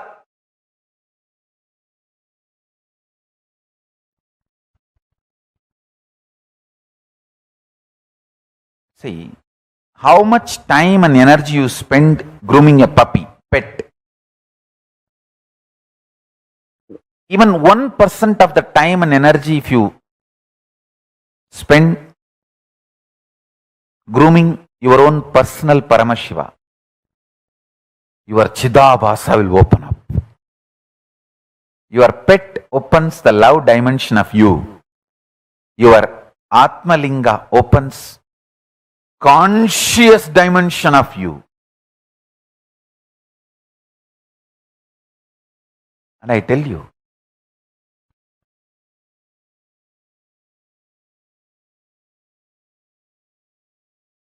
for example, now I am seeing all of you. If I just tell few people and your name and say, wow, you have done a beautiful makeup, dress up of my deity, I am so happy, it's so nice. How you will jump, Swamiji called out my name. Just knowing that I am seeing you, you go to ecstasy. Same way, Paramashiva will make you realize in few days he is seeing you. That will put you in such ecstasy, the ecstasy of Chidabhasa. Understand? The ecstasy of Chidabhasa.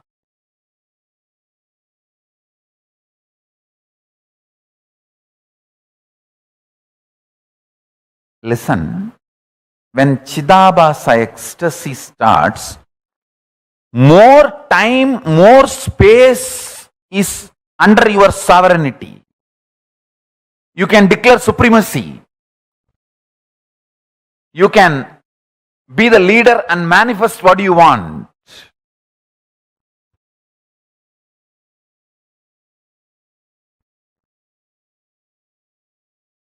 It is not even declaring supremacy, declaring oneness.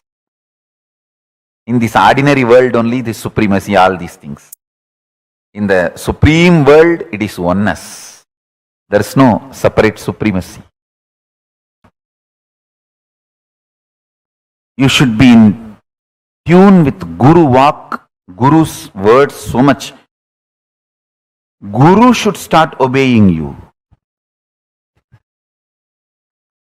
That is the absolute fulfillment of the relationship.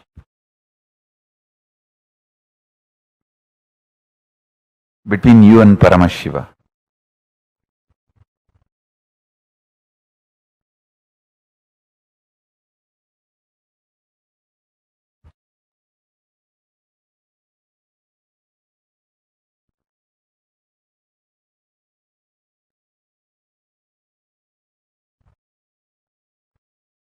My Guru's statement, when her Guru, my Guru's Guru, Paramaguru,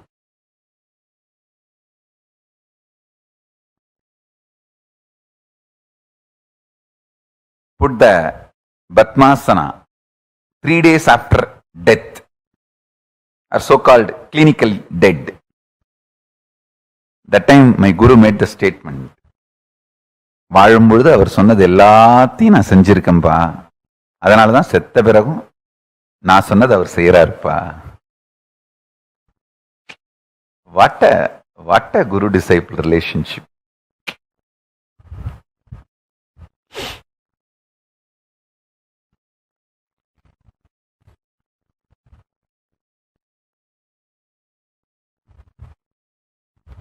Guru is obeying you even after death.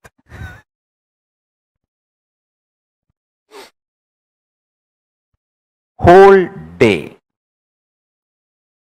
as many times as possible,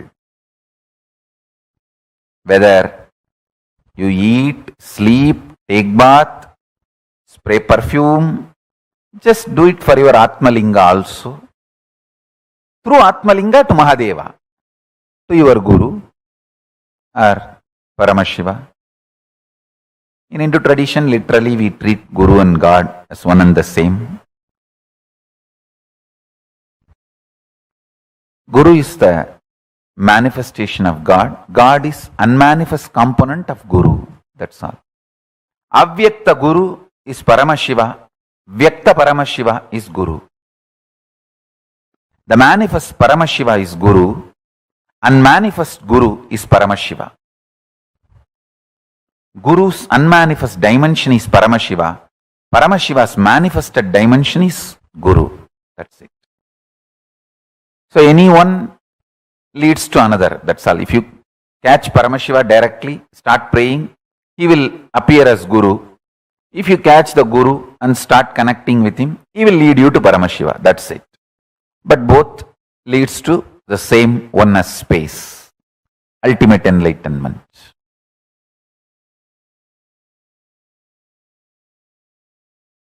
Ishwaratva. Three things I want to tell you. You guys have done the best thing for sitting for this initiation. Whatever reason you chose this initiation, you have done the best thing. It may be lottery, Sukra's grace, luck, whatever you call it. Anything you have given up to sit for this initiation is worthy. Listen to that first. Any fellow who has missed this initiation has missed and missed in a big way. How can I digest this vast expansion? So many were messaging, Swamiji, for many years, the things I was complicating and struggling, you were 10 minutes initiation. That's it. The problem is not there. Where are we heading? With so much expansion, listen. First, drop getting terrorized by becoming large. When I am infusing superconscious DNA of Paramashiva in you, so much expansion, you get terrorized. You get, oh God, it is too much. So you pick up one small thing which did not manifest. Like your diabetes, sugar did not come down. You pick up that and go on harping on that to make you feel, oh, expansion is not too much. It's all under control. You are still a human. Listen to every word. First, how many of you feel too much expansion is happening? It's really making you feel overwhelmed. Raise your hand. These people feeling overwhelmed with too much of expansion, too much of manifestation, overwhelmed. Raise your hand. And to stop feeling overwhelmed, again to feel restricted, small human being, you start picking up some small things which is not yet manifested and continuously put yourself down. How many of you are playing this game? Putting yourself down. No. I'm okay. Things are under my control. I'm still human. Let me not expand too much. Let me not lose my territory too much. Let me not lose my identity too much.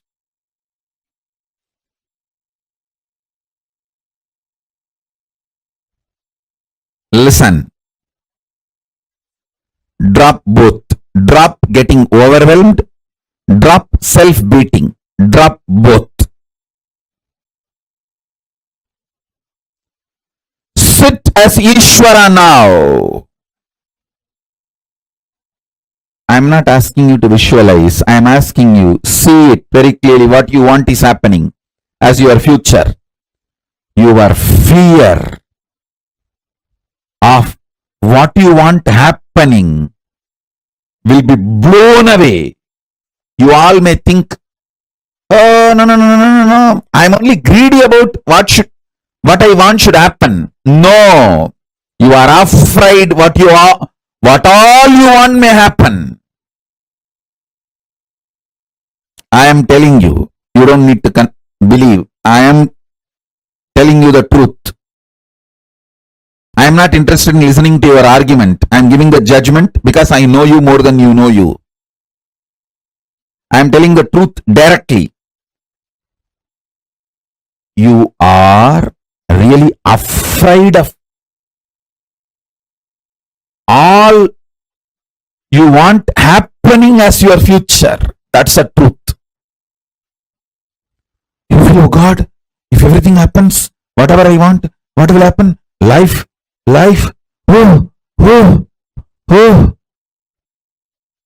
Your comfortable, sillified zone will be blown away, which is one part of your identity.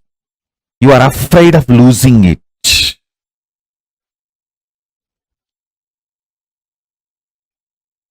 Listen.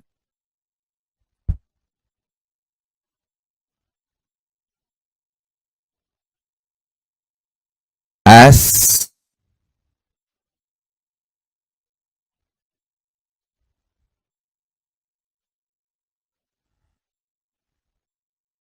a living manifestation, Paramavatara of Paramashiva, I initiate all of you into the superconscious mutation process of Ishvaratva. The superconscious DNA of Ishvaratva is now infused in all of you. Sit and receive it. Let it manifest. Then I'll guide you into the mutation process more. Oh, listen. I'm repeating again. I'm adding the Ishvaratva, superconscious DNA of Paramashiva. Ishvaratva means all powerful and manifesting whatever you want. The all powerful is Ishvaratva.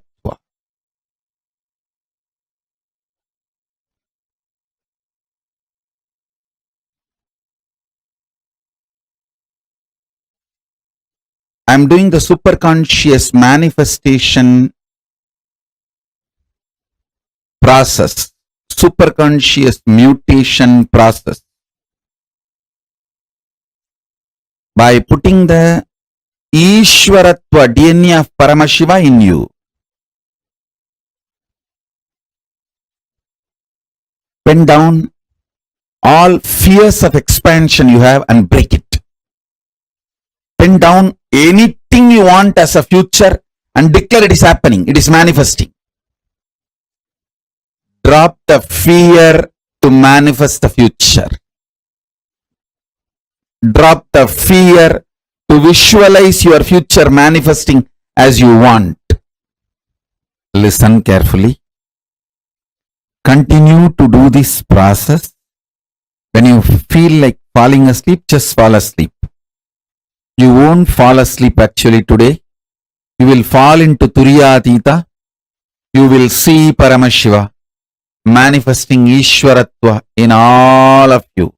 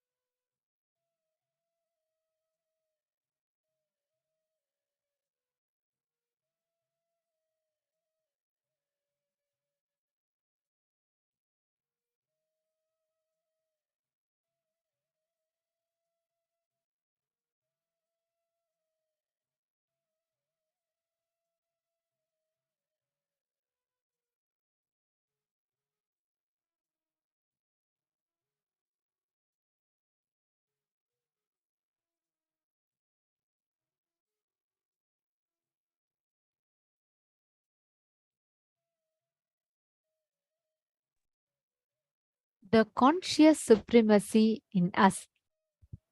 One of the most beautiful things that Swamiji revealed to us is the ultimate is within, inside of us, the paratva. The consciousness is supreme, and that is inside of us. Such a beautiful revelation from Swamiji.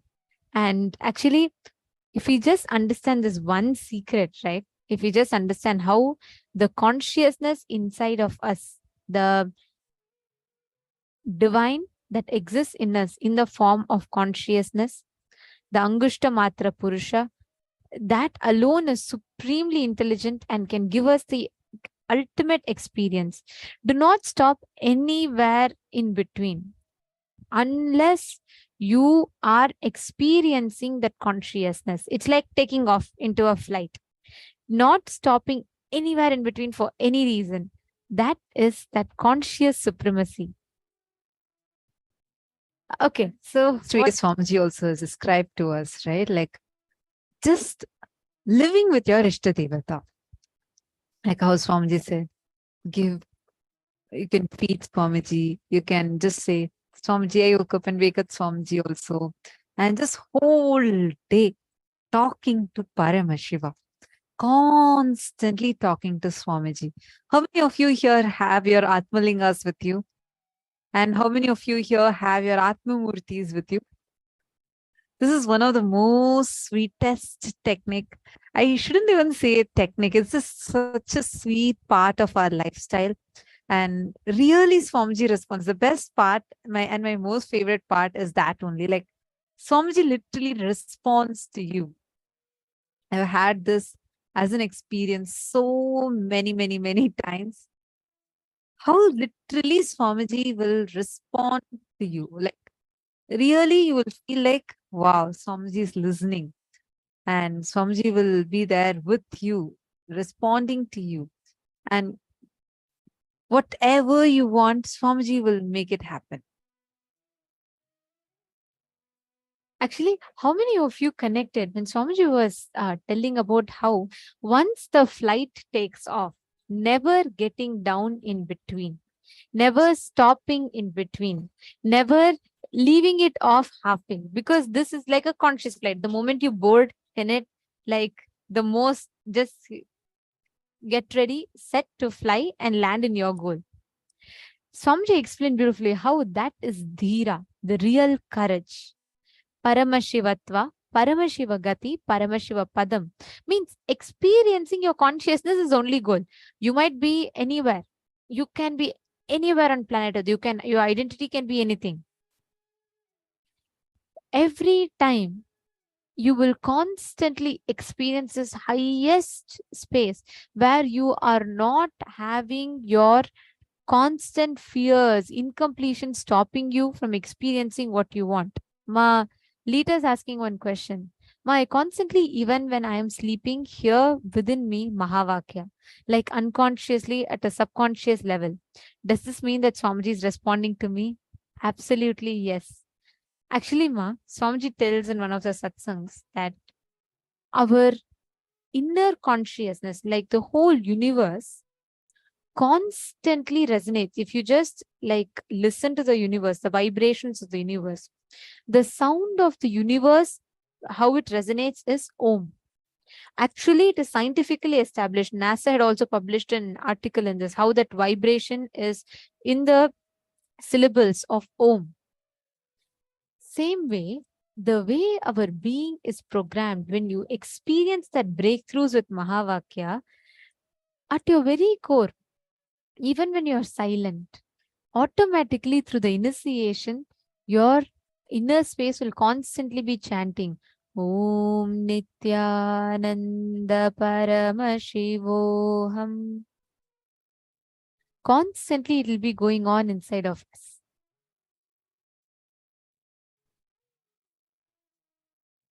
Sorry, Ma Lohini Rajagopal, I think I missed your question. I'm just reading the question now. Nityananda Ma, I have a question. Swamiji helped me with identifying my root pattern and the incidents related for me to complete. The question now is, I'm trying to see those incidents again for today's exercise. The memory is playing in black and white and not in color. Is there a reason for this? The scenes do not seem to have any emotions attached to me, attached anymore. I am curious to asking this question. Ma Lohini Rajagopal, if you're still there in the room, can you please give me I'm so sorry. I just think I missed your question. I just noticed that you have asked this question. Ma Lohini Rajagopal, if you're there in the room, can you please let me know? Because I have a great news for you. See, actually, if you're, if this memory is no more triggering any emotions in you, It means that is completely complete. So as you beautifully explained, your question has the answer in itself. Swamiji has completely completed that from you. That is why it has no power over you anymore. And Hema Vaidegi Balasubramanian is saying you have both Atmalinga and Atmamurti. That's wonderful. Actually, you can start talking to them. Talking to Swamiji. This is one of the sweetest. I don't even want to say it like a technique and all that. Just talking to Swamiji through your Atmamurti, through your Atmalinga. Literally, Swamiji will respond to you. I shared this many, many times that I would love to share it again because it's like really, I have always felt throughout any situations, even like something really worst is happening, has seen Swamiji will listen to me through the Atmalinga, through my Atmamurti. I always wear my Atmalinga on me. Like right now, this here is my Atmalinga. You can see. So this is my Atmalinga. And I always have it with me. And I just go on talking to Swamiji through this. And literally Swamiji responds. When I got this, it was in Cambodia in 2014. December, we had a program in Cambodia. Swamiji was conducting it. It was called as the Paramashivoham program. And we were almost like the blessed first batch of the people who received the Atmalinga. And at that time, I wrote a letter to Swamiji. I said, Swamiji, I want to be able to hear you talking to me through the Atmalinga. And then Swamiji blessed Tatastu. So I just wanted to play with that. Like I just wanted to see, okay, Swamiji will respond to me really, right? Like I wanted to go and I shouldn't say test it. Swamiji says it'll happen. I just wanted to experiment with it and play with it. So what I did, I went to the end of the hall. There's like hundreds of people. I think about almost 1,000 people were there in the hall.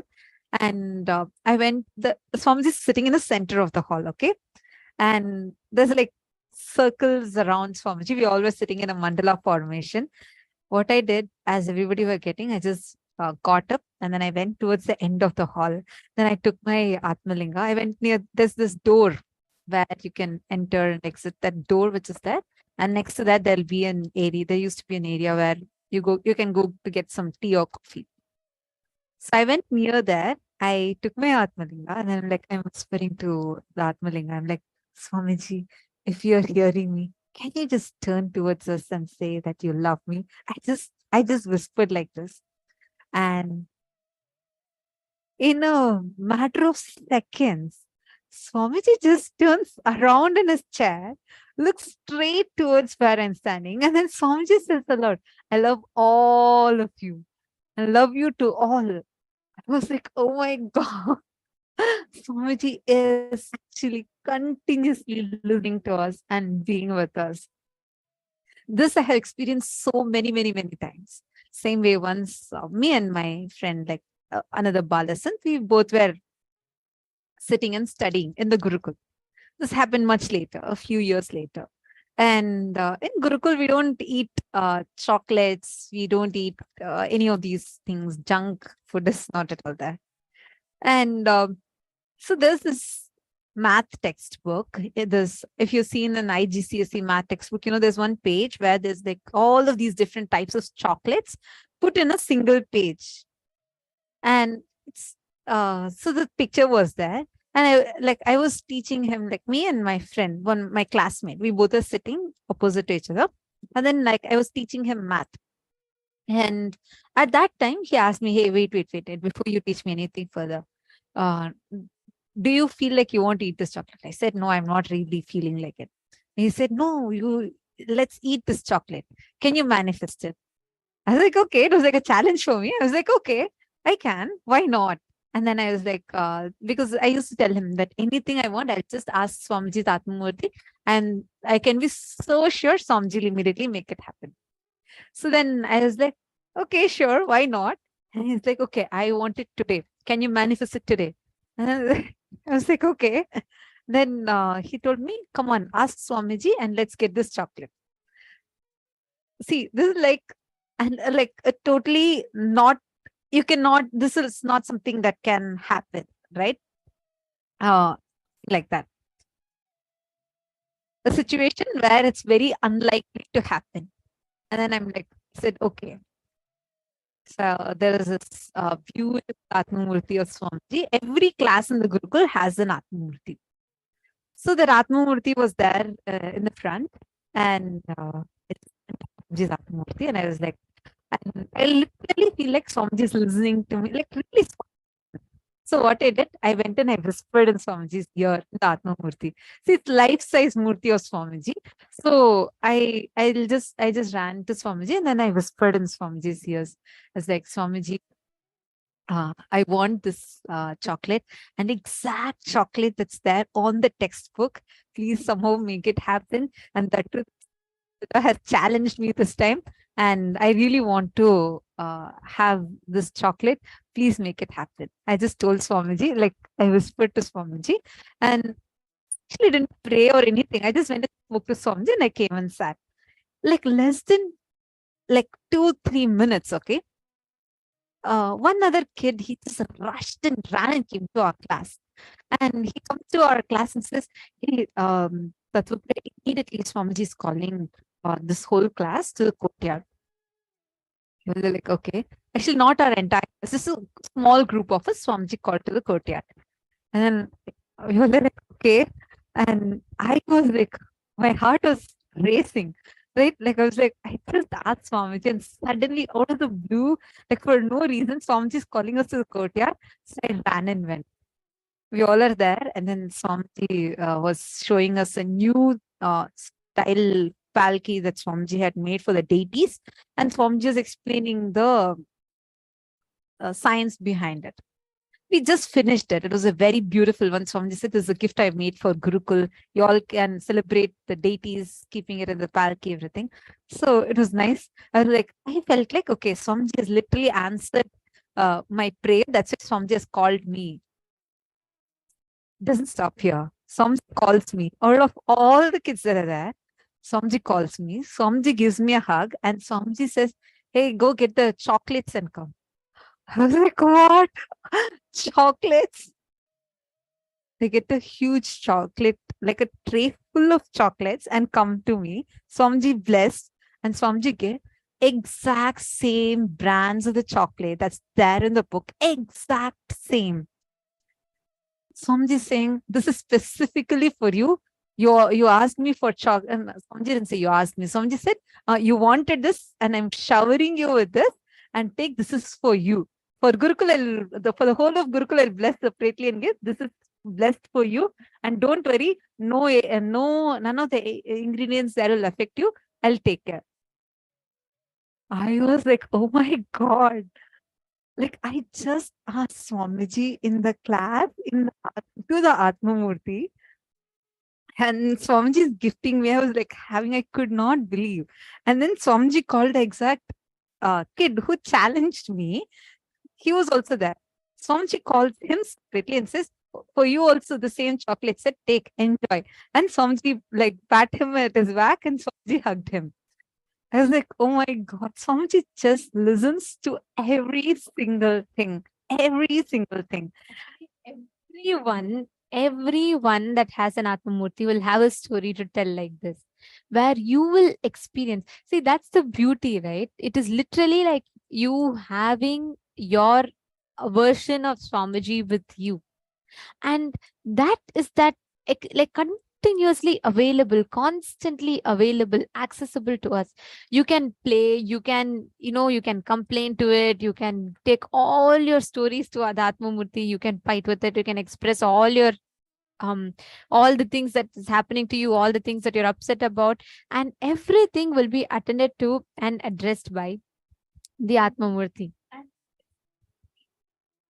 The best way to describe it, it's like Swamiji is there with you no matter what. He's just there with you. Okay, imagine and see. Chocolate, something that we never eat in Gurukul. And that to the specific brand, like it's not even available in India. Swamiji said just that morning, some devotee had gotten and given it as a gift to Swamiji. I was like, oh my God, like literally. And why out of the blue, why should Swamiji call me out of everyone? Right? Because Swamiji is really listening. Really, Swamiji listens. And it's not just now, in every situation I've seen.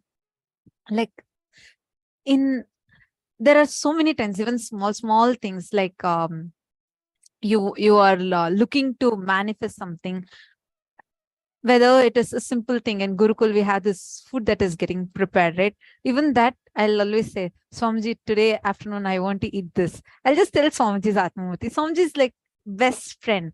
He will just make it happen for you. No matter what you're asking, he'll just be there. He's your best buddy and he'll just make it happen for you. And the most beautiful thing is he's always there with you. And that is how you relate with Atmamurti. He will be there continuously with you and guiding you, talking to you. He will be there even if all your friends leave you, he'll still be there with you. You can talk to him, you can like it's like your own version of Swamiji. He's like only your Swamiji. And he'll only listen to you. He'll only talk to you. And he'll only respond to you. And you can ask him anything you want. This is the sweetest way how you can experience that conscious supremacy in you. Tells conscious supremacy, conscious sovereignty, meaning knowing, cognizing your consciousness, and you're the most precious in the whole existence, and you're beyond any patterns. This Swamiji is so beautifully explained, right? You are beyond any prenatal and postnatal patterns. Means there are so many different parts in us. There's a mind, there's incompletions, there's fears, there's greed, and constantly we are just footballed between this all our lives. And that is where you identify a part. This always reminds me of this clip in the satsang where Swamiji tells, amidst all of this, there is one part in you that is eternal, undisturbed, completely unclutched. It does not become too excited with the happiness on the outside. It does not become too depressed with the sad situations happening on the outside. It is not pained by the failures. It is not swayed away by the emotions. That part in you, which is eternal, resting in its own self, in eternal bliss, that is consciousness. And that consciousness is you, which is supreme, which is conscious, which exists eternally. That is conscious sovereignty. That is that conscious supremacy. Which part of you is eternal? Which part of you is not affected by anything else on the outside? When all the delusions, illusions, and all the sufferings that you carry inside you, you realize are mere perceptions. They are not the facts. That component of you is conscious supremacy.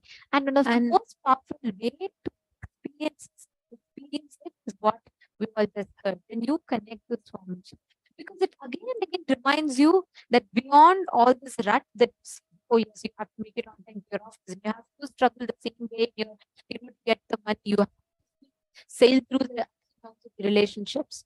But this is what we normally limit ourselves to. Am I right?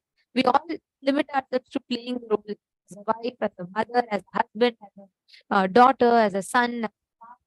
Only these duties we again and again limit ourselves to. But this truth that Swamiji explained takes us all one step beyond that, reminding us of that conscious supremacy, that consciousness in us, which is eternal, which lasts forever. All of you today for this exercise as well as for the power manifestation. Really try this. Get your Atmamurti, or if you can't move your Atmamurti, maybe you put it on the wall or something, you go sit next to Swamiji. But talk to Swamiji. Like really, not just, I see many times we think, okay, you see, I talk through my mind, I do telepathy. No, you're going to actually talk to Swamiji. Like really physically talk to Swamiji. You don't need to be too loud. Just such that You are hearing it. Okay? Try this and see. You can talk anything. You don't need to feel restricted. Swamiji is that one person who's not going to judge you. He's not going to hold anything about you, no matter what. Arey, we only remember our present birth. And that also through all our cuts and edits that we do with our brain. Swamiji knows all our births. Whatever you have done good, done bad, everything he knows. Has he given up on you? No, right? Then you can feel so unrestricted, freely you can talk to one person is Swamiji. No matter what, even 100 times you fail, 101st time he'll come and give you a hand and say, hey, get up. You don't need to be powerless.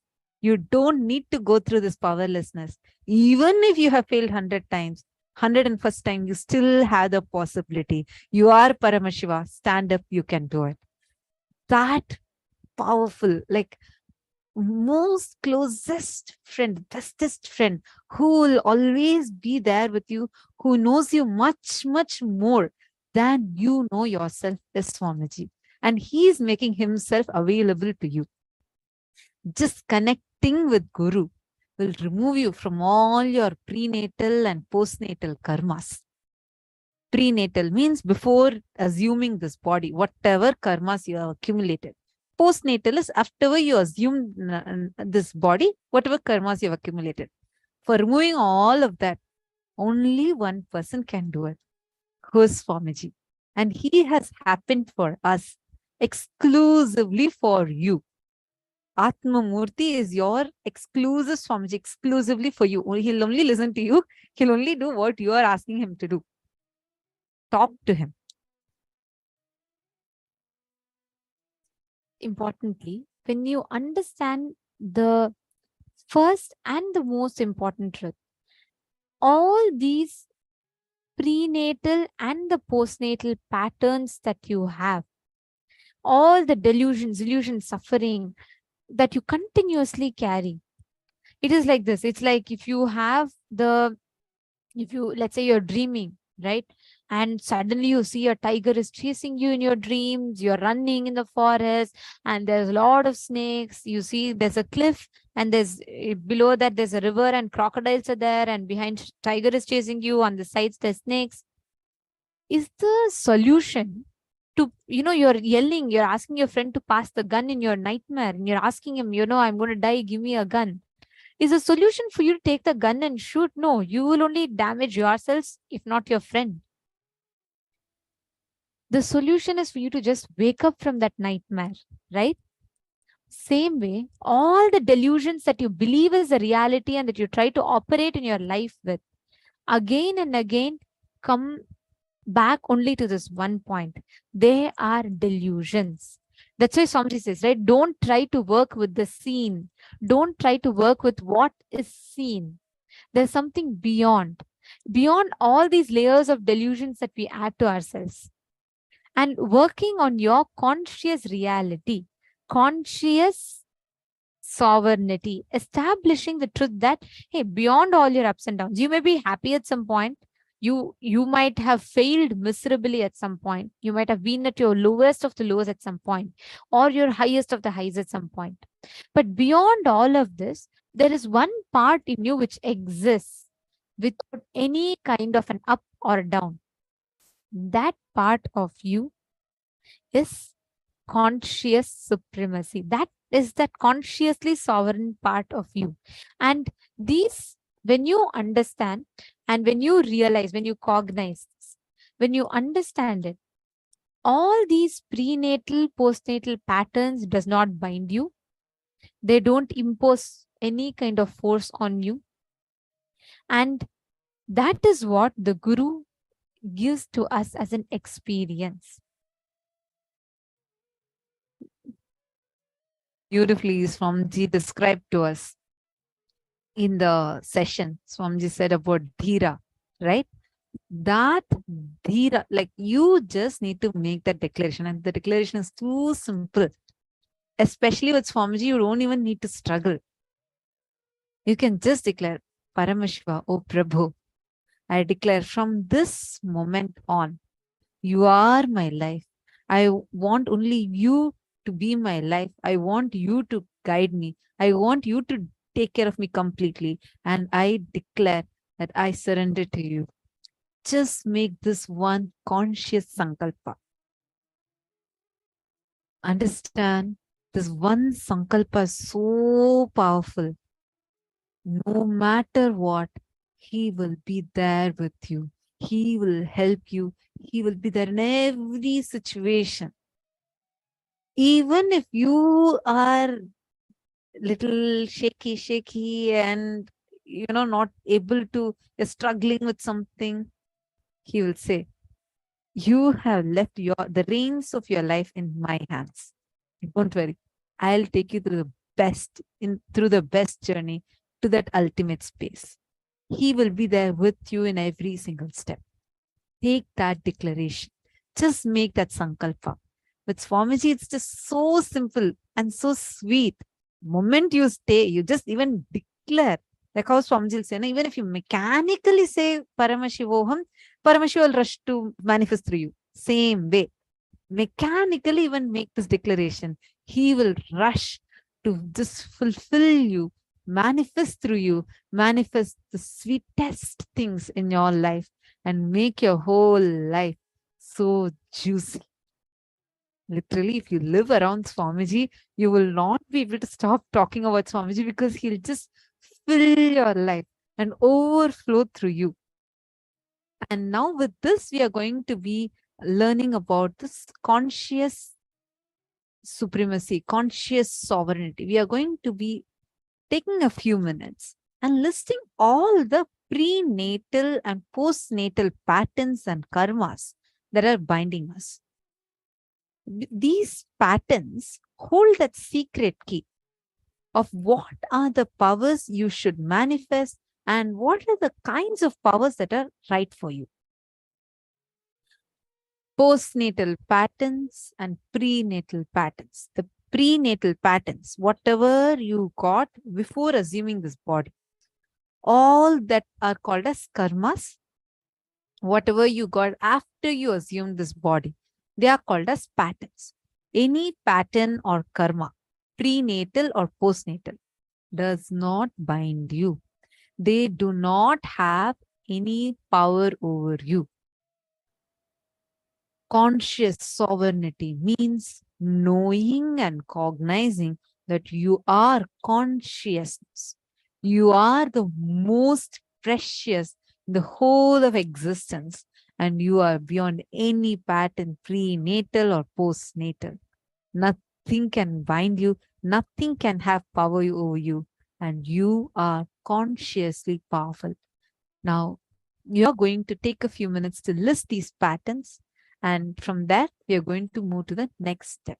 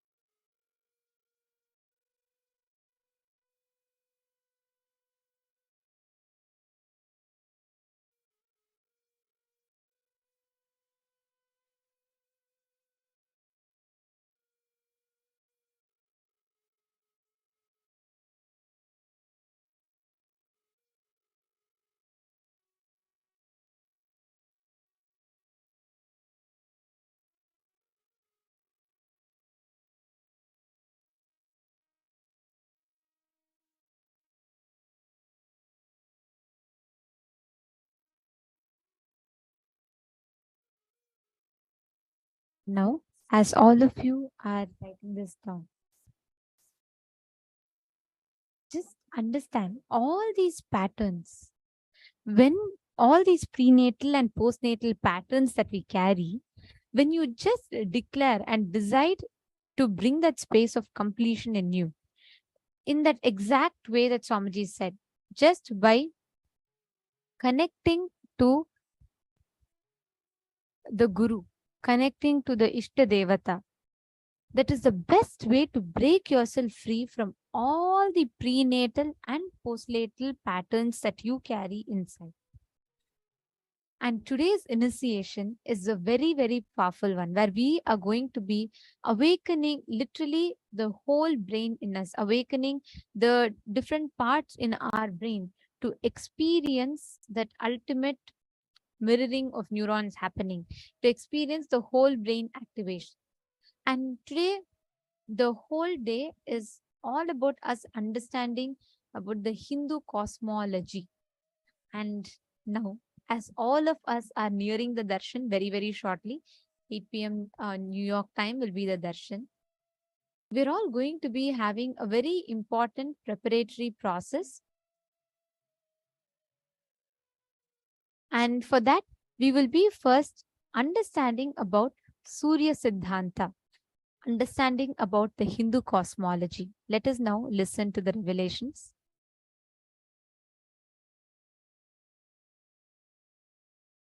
Listen. Knowledge empowers you, makes you respond differently to the world and problems of the world. Same way, consciousness empowers you. When you are inspired, when you are excited, when you are initiated, when you start practicing power manifestation, the consciousness you experience empowers you, makes you respond completely differently in a very powerful way for the happenings of the outer world. The happenings of the outer world does not damage, dent, impact your inner space. You live as Kailasa. Powerful. I tell you. Empowering yourself with consciousness, powerful cognitions, consciousness-based powerful cognitions and powers of Paramashiva is the best life.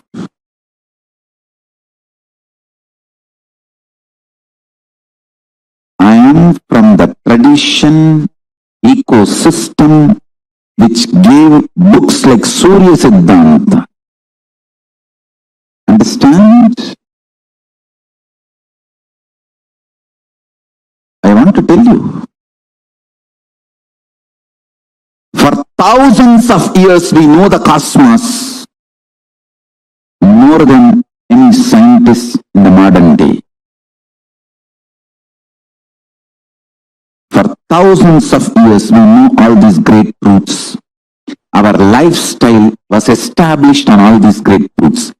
Any simple priest doing puja in a village temple in India, who does the Sankalpa mantra, who knows absolutely more truths about the cosmos than many modern day scientists.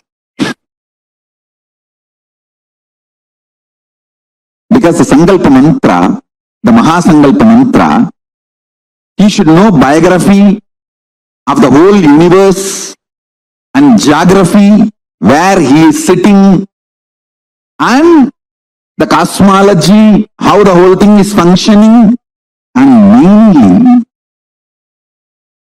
the relationship between these three for his present moment of when he is performing, conducting this sacred ritual. The whole thing he has to know. Only then he can do Mahasankalpa.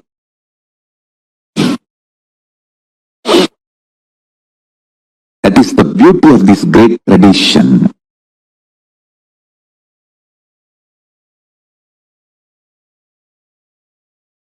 The sun which you are seeing every day is described as Aditya, incarnation of Surya in Surya Siddhanta. Surya says, in my own reflection, I reflect myself like a Paramashiva reflects and extends himself as Parashiva and Aparashiva, and Parashiva reflects himself as Mahasadashiva, and Mahasadashiva reflects himself as Sadashiva, and Sadashiva reflects himself as Shiva. Shiva only we are all worshipping and meditating. So understand how Paramashiva reflects into Parashiva and Aparashiva, how Parashiva reflects into Mahasadashiva, Mahasadashiva into Sadashiva, Sadashiva into Shiva. Same way, Surya reflects into Aditya. Aditya only is seen by all of us through our eyes every day. So the galaxy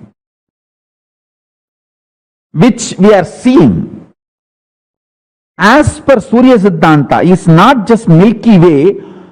All the known, imaginable, comprehensible, visualizable universe, whole Vyakta, manifest, is considered as Surya Mandala in Surya Siddhanta. Surya, as per Surya Siddhanta, whole known universe is Surya Mandala.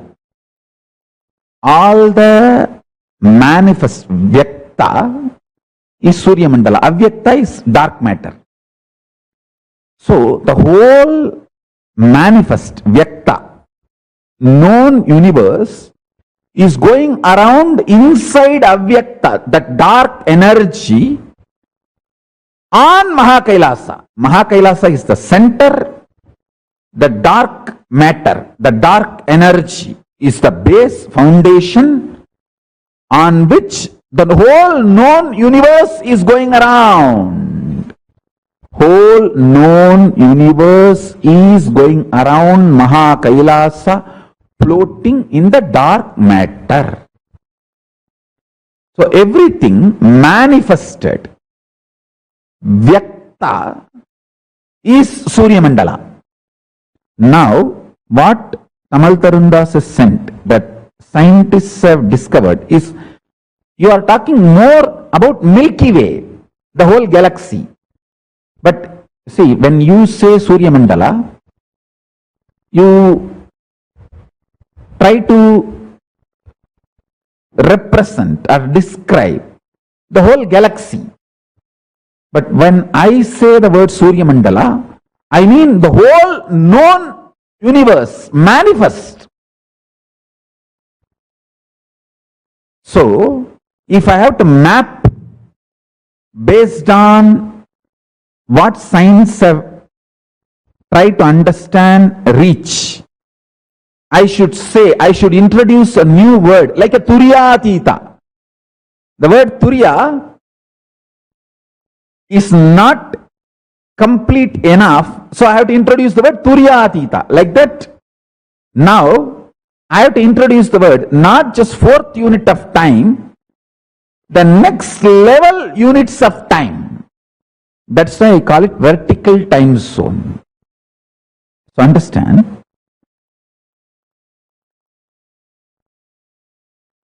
the very interesting statement I wanted to make now. Listen.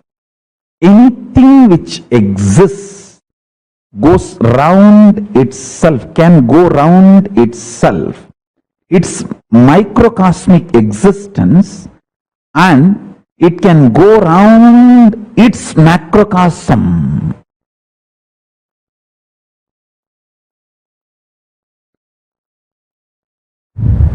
Very paradoxical statement. Listen.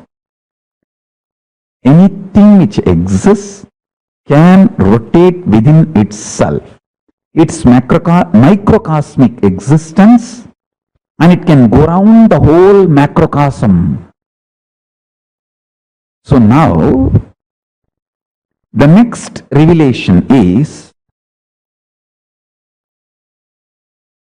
even Mahakailasa, Paramashiva, is going round himself, means he is doing swapradakshina, and around him the whole universe is going around. Listen carefully. So the next, it's not conclusion, it's revelation.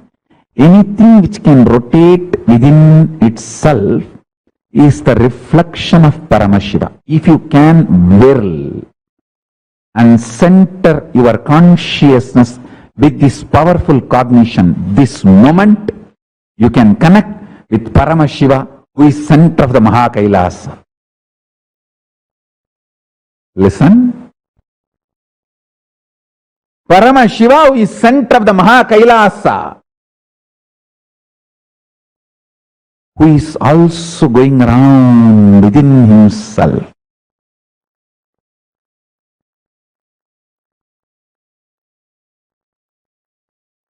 Swapradakshina, Atma Pradakshina.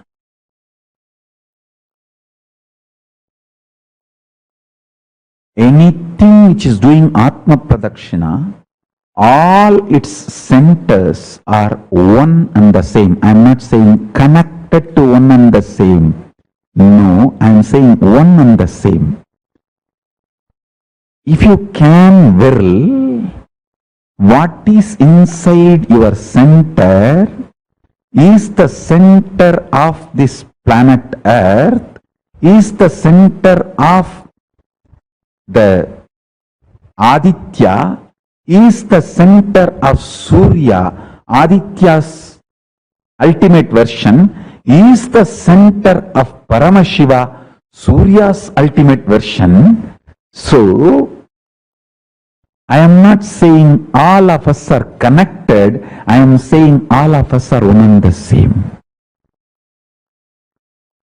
Anything which can rotate itself can rotate macrocosm. Anything which can rotate itself in microcosmic level, who can do Atma Pradakshina, can do Paramatma Pradakshina. Can do if you can do microcosmic rotation, you can do macrocosmic rotation. So anything which does microcosmic rotation, Atma Pradakshina, Swapradakshina, is center of the cosmos, Mahakailasa, Paramashiva.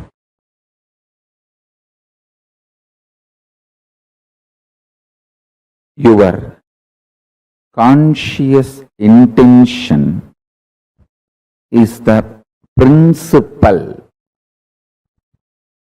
manifestation, primary expression, core concept called you. Understand? If you are a concept, core of you is your conscious intention. You need to know, the good news is your unconscious mood swings does not matter. That is why knowledge, jnana, about what is right conscious intention is given so much of importance in Hindu tradition. That is why in Hinduism, the ultimate is called Veda, not Divya. Listen. The word Veda means knowing, knowledge. Divya means sacred. Veda, knowledge is sacred.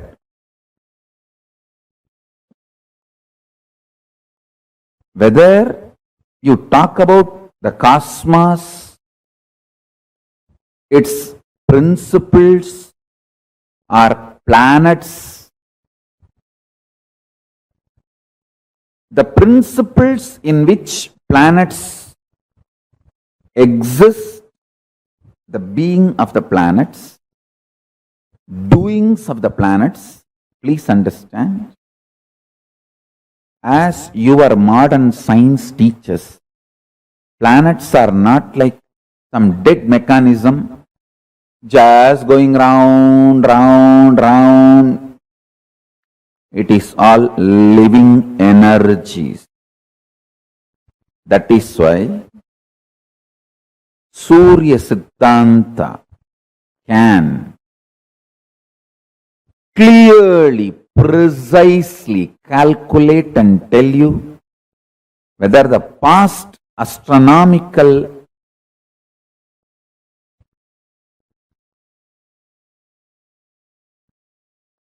incidents, miracles, mysteries happened, or the future which is going to happen, or even simple clerical predictions of the routine happenings like Amavasya, Purnima, eclipse, even those things, the precision with which they can calculate is extraordinary, because Surya Siddhanta recognizes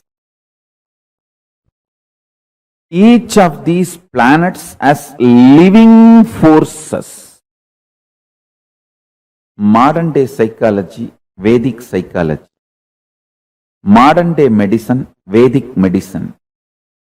Modern day physiology, Vedic physiology. Modern day cosmology, Vedic cosmology. The difference between this is only one thing. In Vedic tradition, everything is conscious centered. You are not biomechanism in Ayurveda, you are bioorganism. In modern day medicine, you are biomechanism. They don't involve the component of consciousness, whether to diagnose you or cure you or treat you or attend to your illness or support you in any form. End to end, conscious component is not accepted as the active part of their whole profession, end to end.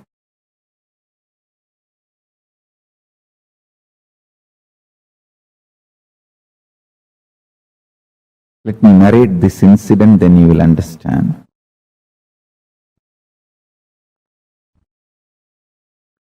Once my guru was trying to teach me the Surya Siddhanta, means how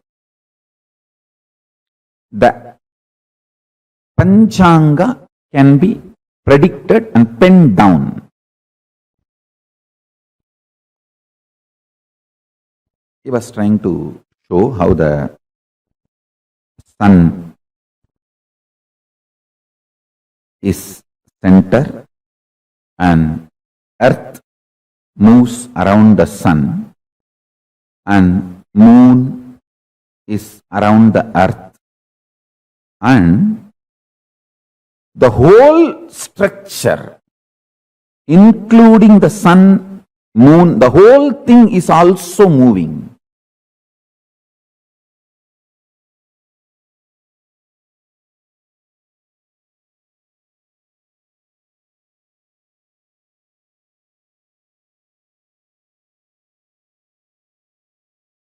he described in an elaborate way, and then he took a chalk piece, just drew some numbers on various parts of my body.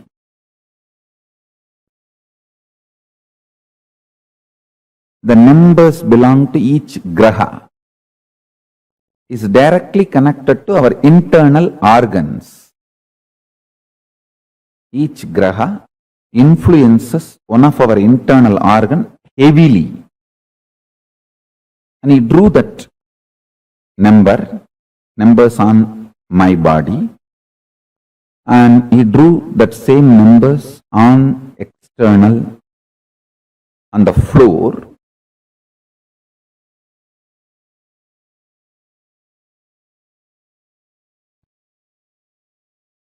Explaining how when those grahas change, when those stars move,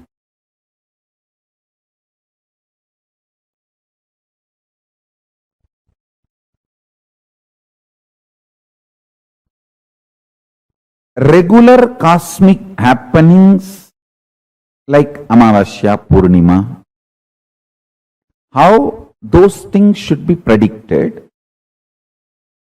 are calculated. That is more like a calculation. It's not even prediction. But its influence on the humanity need to be predicted.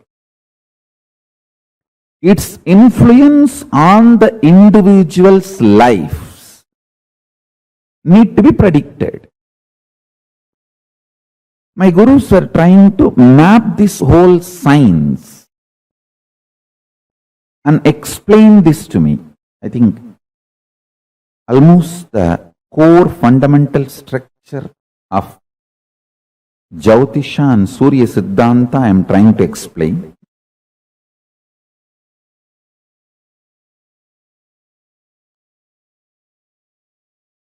Chandaha padautu vedasya astau kalpoda patyate jyotishamayanam chakshur niruttam shrotramuchyate sikshakranam tu vedasya mukam vyakaranam smrutam. This is a very traditional verse. In any Gurukul they will chant this and make you repeat. It's a description. 6 angas of the Vedas in Veda Purusha's body. Jyotisham ayanam chakshu, meaning Jyotish Sastra is considered as eyes of the Veda Purusha. From this we understand that the Vedic astrology is as old as Vedas, or in other words, does not have beginning, anadi. This Shastra is also called Hora Shastra. Hora is an abbreviation of Ahoratram, meaning day and night. It means it is the systematic study of time and its components and parameters and its influence on physical, chemical, biological existence of what we know as life. Listen.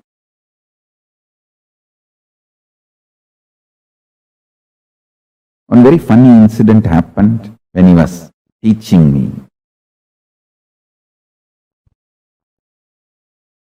I was so intensely immersed in his teachings.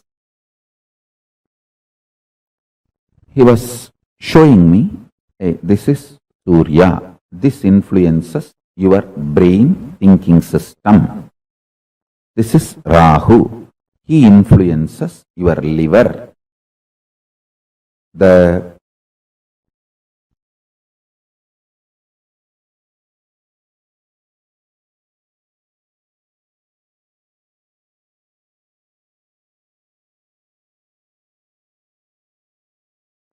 actions liver performs physically,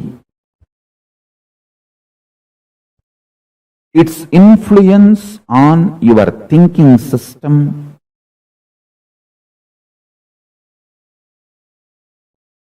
everything, if you map it to the description of Rahu, it will absolutely match.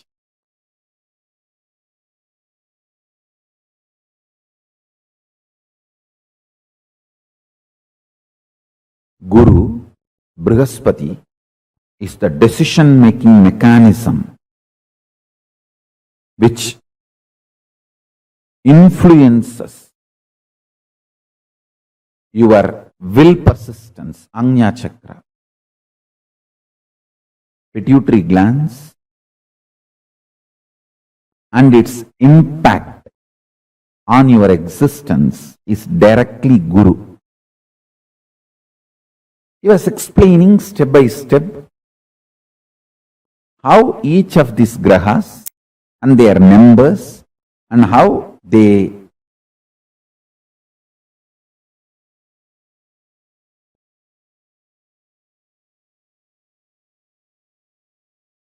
influence your lifestyle, patterns, everything.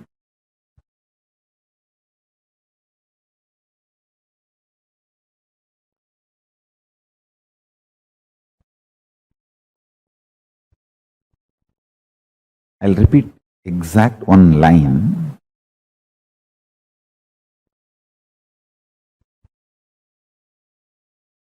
He was touching that Rahu description of how he was describing Rahu and touched my body. Infused that Rahu energy in my liver. I could see immediately so much happening inside me. I just vomited, literally, physically. Felt so fresh, alive, relieved. Of course, after cleaning all that place, everything, my Guru has explained.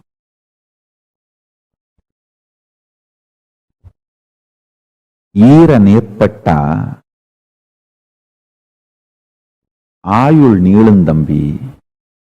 In Tamil he said, if the liver is straightened out,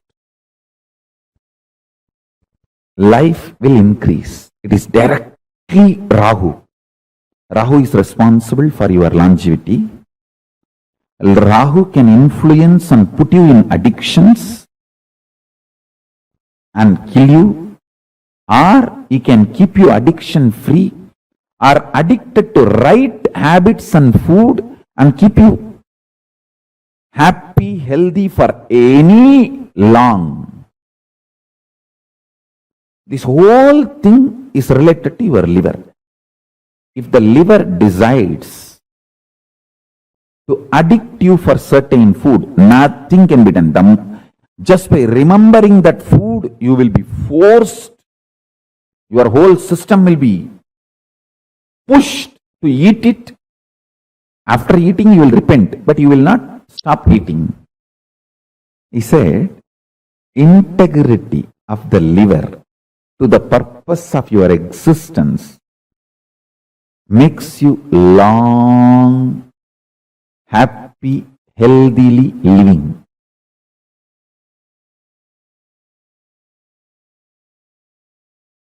Because liver sends the signals about hunger and what kind of food you like, the taste, everything. The memories of the food and its taste flashing in your system and you being influenced to eat that same kind of food, timing, rhythm, everything is liver.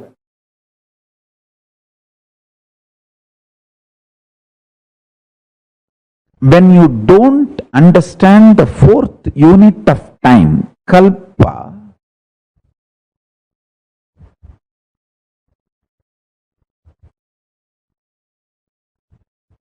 you start developing very narrow vision about time, life, about everything.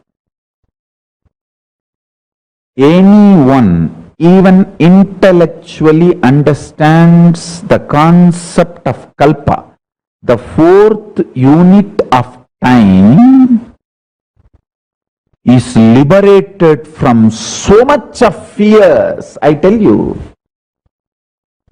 the permanence of existence, perception about life absolutely changes the moment you understand this fourth unit of time. I'm just revealing some of the superconscious principles. I want a long Vakyartha Sadas to happen in every level.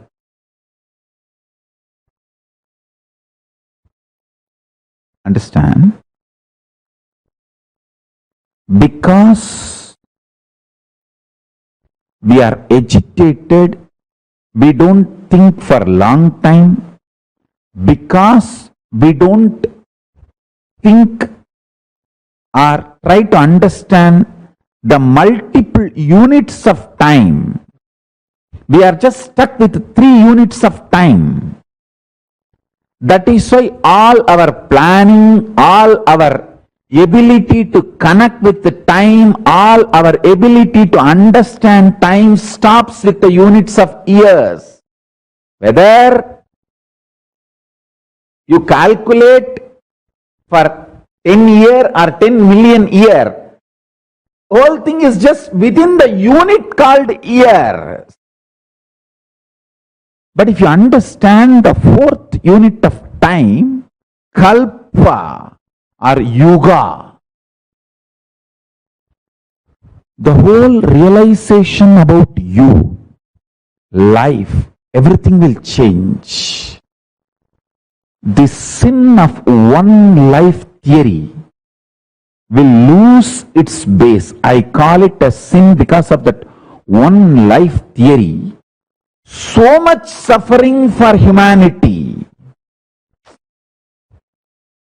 See whether the greedy way of generating the wealth by destroying the earth,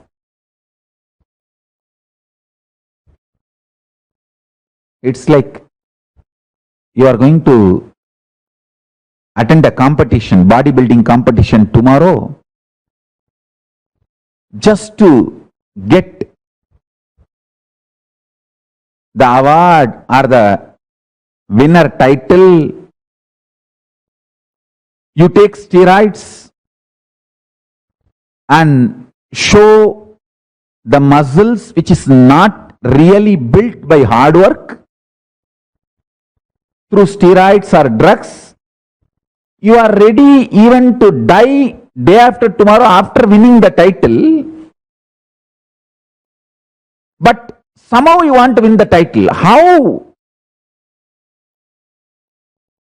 We need more gods for planet Earth, less human.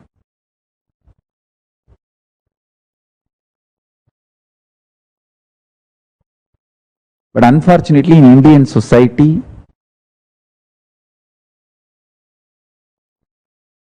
when you don't work, you only fall into tamas. Your body is trained. The food, thought currents, lifestyle, everything. Either you are active or sleeping, confused, lethargic, depressed, not in Turiya. But the food style, lifestyle, everything in Kailasa will be, you are unclutched, unclutched, unclutched. The more you are unclutched, more intensely active you are. More you are in Turiya, more active. More you are in Turiyatita, more strategically active. Lifestyle, food style, everything. And understandings about life. I tell you, just this one principle, understanding the fourth unit of time. I am not even explaining the whole Surya Siddhanta. Surya Siddhanta explains not only the unit of Kala, there is something called where the Kala takes turn. Means Kala is described as the serpent eating its own tail. Snake eating its own tail continuously. That eating, how it just pulls its tail and swallows, that is called happening, event. I'll give you a small understanding about these events of time. Like how I explained the units of time, listen to the event of time. Earth rotates itself. Moon not only goes round the earth, it also rotates itself. Earth moves, rotates itself and goes round the sun. Same way, moon rotates itself and goes round the earth. And sun rotates itself and goes round the Mahakailasa. In this movements, listen carefully, the unit of time is dependent on the actions. Events of time is this self-rotation and going around another body, crisscrossing of that is event. For example,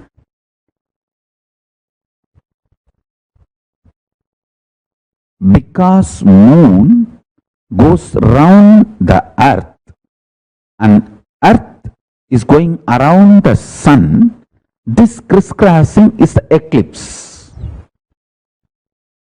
At one point, this crisscrossing happens, means sun is covered by the moon or moon is covered by the sun.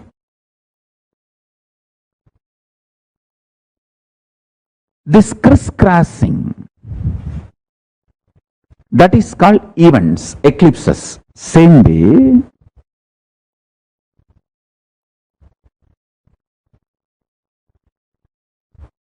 sun rotating itself and going around the Mahakailasa creates multiple events, not just unit. It creates multiple events. Units of time and events of time. In Surya Siddhanta, snake eating its own tail, every swallowing is considered as event. A full snake body eaten by itself is called unit. So for earth rotating itself, there is a unit and events. Moon rotating itself, there is unit and events. Moon going around the earth, there is unit and events. Earth going around the sun, there is unit and events. Sun going around the Mahakailasa, there is unit and events. Now, let us look at only the fourth unit of time. The fourth unit of time